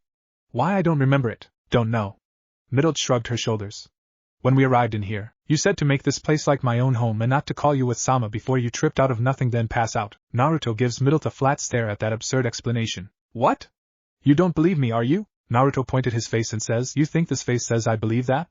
Hell no. He shook his head before sighed tiredly. Whatever, your room is in there. He pointed a random door before rose up from the couch where he was laying. Put your things in there while I'll make a dinner. Mittelt nodded and complied what the blonde man said. She took her suitcase and other things before going to the room. The fallen angel looked at Naruto, who putting an apron on himself for a moment, before she closed the door and slumped down. It worked, said the girl as tears of happiness out from her eyes. Unknown to her, Naruto, who already cooking the food in front him, is caressing his cheek. Damn, that was a good kick. He flipped the food for several times before continue what he wants to say. Well, it's a small price to make her to loosen up. He caresses his cheek again. Maybe not. Omake, origami. In the evening, at Occult Research Club's room when the entire member doing their own activity. Rias is reading a book, Akino is sipping tea in her hands, Kaneko and Kiba are playing chess, also Asia and Issei who doing their homework in there. I know Issei-san, called Asia with rather contemplating face. HM? What is it, Asia? Questioned the brunette. I'm curious about something, may I ask it? Sure, admits about Naruto-san instantly. All the devils in there are perked up after heard the familiar name. I was wondering about why you called him Erogami, continued Asia as she tilting her head. Eh? Surprised the brunette at the unexpected question. I just call him that because something that happened long time ago. Yeah, something Issei give the Asia a nod as for emphasizing it. But don't mind about it, Asia, there's nothing special about the name. So nothing needs to talk about that. It's a boring story anyway, actually, Issei, said Rias, who joined the conversation. I'm also curious about it. Can you tell us more about Namikaze? Asked the red-haired devil with a smile as she closing her book. Yofufu, I'm also interested about it, said Akino, who putting her tea. We also want to hear it. Comes from Yudo, while Kaneko just nodded. Issei blinked at the sudden attention. He sighed, knowing they already focused the subject at him. Fine. The brunette rose up before walked to a nearby window and looking at the sunset with longing face. Issei-san, so cool, thought Asia as she saw the different side of her crush. It was when I'm still on my first year on this academy, trailed off Issei as he remembered what happened on that day. A suddenly flashback comes from the emotionless Kaneko. Issei still ignored it anyway. Flashback. It was a normal morning in Ko Academy. Pervert. Pervert. Pervert. Oh well. A younger Murayama and Kates who hold a bokken in their hands chasing a younger Issei, Matsuda, and Motohama. The three young men were running through to the woods behind Ko baseball field. Doesn't realize the girls already stopped chasing them. Ha ha ha, are they still chasing us? Asked Motohama, who panting like Issei and Matsuda. Ha ha, I think they already gone, Issei said to them while looking behind him. Thank goodness. Matsuda suddenly fell to the ground, too tired because he is not that good with physical activities. The three decided to take a rest in there, waiting for their energy back. But Motohama said it with perverted grin. Did you look that up, eh?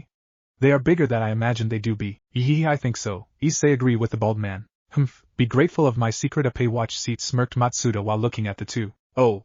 Thanks as always, best friend, said both Issei and Motohama in unison. Bang! A small hole with smoke around it was created on a tree behind them. None of the three could say anything. They are too surprised about what happened at the moment. Guys, is it me or that sound from before is sounded like a gunshot? Questioned Matsuda nervously. And no way. Who would shot a gun in a high school, right? Aha ha ha ha ha, said Motohama, who laughing now. That's right. Who would? Were tat-a-tat-a-tat-tat. Before Issei finished his words, they are showered by more gunshot from nowhere. Wah! Yuwa! Ga! The three are running like a headless chicken, trying to dodge the bullets that somehow never hit them. What the heck is going on? This comes from Issei. The hell I know. Matsuda, do something. And this one from Motohama. Mayday, mayday. The enemy attacks US. HQ, we need a reinforcement now. I repeat. We need reinforcement now. Damn it, it's no use. What the heck are you trying to do anyway? This from Issei again. This won't do, we have to split up, shouted Motohama. Eh? Issei surprised at the suggestion. You are right. On three, agreed Matsuda. Wait a minute, you guys, Issei tries to argue. Three, quickly, Motohama turned to the right, meanwhile Matsuda to the left, leaving Issei paused for a moment before continuing run to the front. Skletch, SHRRR. The shots are stopped after the brunette running for who knows he did it. Makes him could rest while panting like a dog. What was that all about? Asked Issei to no one as he leaning to a tree. He stays still in there for minutes, thinking if either Motohama or Matsuda is fine or not. KSH. A sound of something moving from the bush makes him tensed. Hello? Questioned Issei cautiously. Is anybody in there? Shouted someone from behind the trees. Yes. There's a person in here. Shouted back Issei, unhappy as he heard someone. Please wait a minute. Asked the person from behind the trees. Hi. He waiting for the person, before revealed it was someone he knows as the janitor of Ko Academy. Namikaze Naruto. You are a student, right? Why are you here? Didn't you read the sign? Questioned the janitor to brunette. See sign? What sign? Moreover, where was that gunshot from anyway? Questioned back Issei tiredly. Oh, that was from me, said Naruto as he raised his hand. It's from you? Yelled the brunette as he pointing his finger. Naruto blinked several times at the gesture. Yeah, I was told this area is already clear. So I didn't check it first. Such an irresponsible man you are. How if there's someone in here? Moreover, how if the stray bullets hitting a student? They'll hurt or dead, of course, shrugged Naruto indifferently. You bastard. Well, the authorities of this school are already make sure to prevent such thing like that. Didn't one of the student council told you about it? About what? Questioned back Issei. As far as he remembers, there's no announcement from the student council about the woods behind the baseball field. There are some animal that escaped from a central zoo and reported come to this place. Escaped animals? That's right, the janitor nodded. A lion, a zebra, a giraffe, a hippopotamus, 4 penguins, and 2 chimpanzees. Well, how about we put it aside for a moment and answer me, what are you doing in here anyway? Because ignoring the rule about going in here would make you get a detention is what the Kaichos said. Explained the blonde-haired janitor. I am Issei, looking around to search an excuse. He really didn't want to get a detention. Lost? Yeah. I'm lost when running with my friends from something, explained Issei nervously. That's right. Did you see my friends? One is bald and the other one is looked like an otaku? Questioned Issei after he remembered those two. No. Why don't you call those two with a phone or something? Questioned back the janitor. You're right. Therefore, Issei called the two and asked them where they are. He was relieved when they are already on outside the woods. Anyway, come with me. This place is still dangerous after all, ordered Naruto as he turned back and started walking. Hi. Thank you very much, shouted Issei as he following the janitor. He walking in awkward silence. The brunette didn't know what to say to the blonde-haired man. Issei called the Naruto randomly. What is it, janitor-san? You are one of the perverted trio, aren't ya? Gay responded quickly by the freshman, before he sighed tiredly. So it's already spread out, huh? So, who's the unlucky girls that defiled by you? Questioned Naruto casually. Ha! Shouted Issei in surprise. I said who's the unlucky girls that defiled by you? Questioned Naruto again. The hell I'm doing that. I may be a pervert, but I have a dignity, declared Issei with a nod to emphasizing it. Besides, I never grope a girl's pay, continued the brunette with pumping fist and manly tears. That sounds really pitiful of you, pointed out Naruto. Issei suddenly on all fours in the ground while crying for his pitiable life. Naruto ignored the brunette and continued walking, but before says, Ma, that is what to be expected from a low-rated pervert after all. Twitch. A low-rated pervert after all. A low-rated pervert. A low-rated. The voice from that janitor still ringing in Issei's ears. What did you say, muttered the wannabe harem king. I said you are a low-rated pervert, what's with it? Naruto stopped his walk and turned back facing Issei. The brunette rose up slowly with shadow covered his face. Take it back, muttered the brunette, loud enough for the blonde-haired man to hear it. Huh? Why should I? Shrugged the janitor. I said take it back, yelled Issei as he glaring at Naruto, who Naruto smirked at the display. Then, if you could answer my question with right, I'll take it back. A determined face was formed in Issei's face. Shoot, hee that's a good eyes, kid. Now, it's not a really hard question, Naruto at a pause for a moment. What is the meaning of a pay for you? An uppercut interrupted the brunette. What the hell are you doing, team? Yelled Issei while caressing his jaw. What are those trash you spouting about? Yelled back the janitor that makes Issei flinched. Object? Function? Don't you dare to compare them for tools. Issei give the janitor a hateful glare. Then tell me what the meaning of OPPI for you. Let me give you a lesson, kiddo, said the janitor with sagely tone as he crossed his hands. A pay is a living proof of hope and dreams.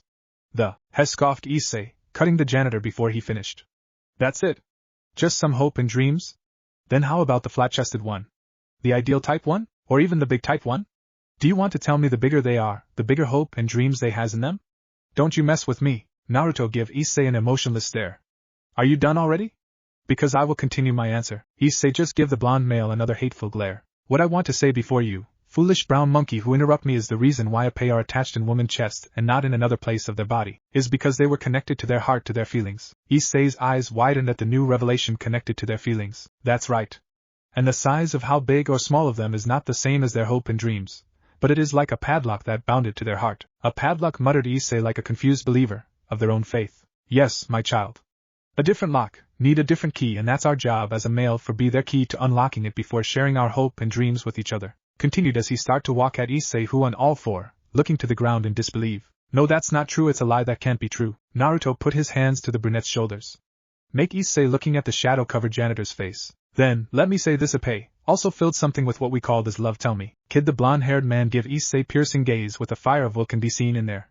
Isn't that is what your mother feed you, when you are just a baby? Cling. A certain image appeared in Issei's head. About a light brown-haired man with glasses, and a dark brown-haired woman who is feeding a baby in a hospital room. Ho, look at that, honey. Our son is so excited, laughed the man while looking at the baby. Yufufu, you are right, dear. Our little Issei looks so happy, agreed the woman who keeps feeding the baby. Tears already leaked from Issei's eyes, as if remembering something that he's forgotten deep his heart. The brunette feels someone patting his head, makes him aware for what he saw in front him. The janitor, smiling with a halo on top his head. He also has a pair of golden wings and golden light that are radiating from his behind. Issei was stuttered, can't say anything because of the godly sight on front of him. It's fine, my child. Your eyes seems already opened. After that, the brunette could only cry after find the one who lead him to the new path of Eros. Flashback end. And after that, he told me, teach me, and help me to know many things that I never thought it was exist in this world. Then I was decided to call him as Erogami from that day, as in the god of perverts, continued Issei, as he still continued looking at the sunset. Meanwhile, the other member of Occult Research Club has several reactions after heard the story. Rias massaging her forehead with a bead of sweat trailed on the side of her face. Akino just said, chuckling before saying her usual era catchphrase. Kaneko just give her best deadpan stare as she munching a snack now. Kiba laughing weakly at the unique story, and Asia is smiling nervously at her crush. They don't have to be told about what Issei means by many things, knowing from the brunette behavior, they knew it was something perverted. Ah, said Issei as he remembers something. By the way, on the next day Arogami told me to buy a 7 books, and because he's on a good mood that day, I just have to buy 3 books to get a discount half price of 1 book, and said Issei excitedly before pause, then going to get his school bag and rummaging something on the inside. Jajan!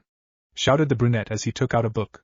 This is one of it, the best one I ever read. The Sixth Path of Eros, a tale of traveling sage with his 9 beautiful companion to search a way for facing his inner desire so he can defeat a demonic tree, said Issei, passionately before he pumping his fist with manly tears. It was so great, I never bored even after read it many times. The man who write. Meanwhile the brunette is lost on his own world. Rias and the others have their own conversation. Akino called Rias as she looking at her pawn, who's still babbling about the book excitedly. Hi Bucho? Answered the busted black-haired girl. That was a swindle, wasn't it? Questioned the Gremry as she realized how Issei was tricked by the blonde-haired janitor to buy a book. Yufufu. It is, Bucho, agreed the priestess of thunder. Well, there are some people like that too. This comes from the Bishounen. Pervert and idiot are connected to each other, commented the emotionless lowly. Issei-san, said Asia helplessly. What, if Godlike lazy Naruto Highschool DxD? And thanks for watching my video till the end. If you enjoy this content, then do consider subscribing to my channel, and leave a like if you guys need the next part. Comment down, and thanks for watching the video, and see you guys in the next video.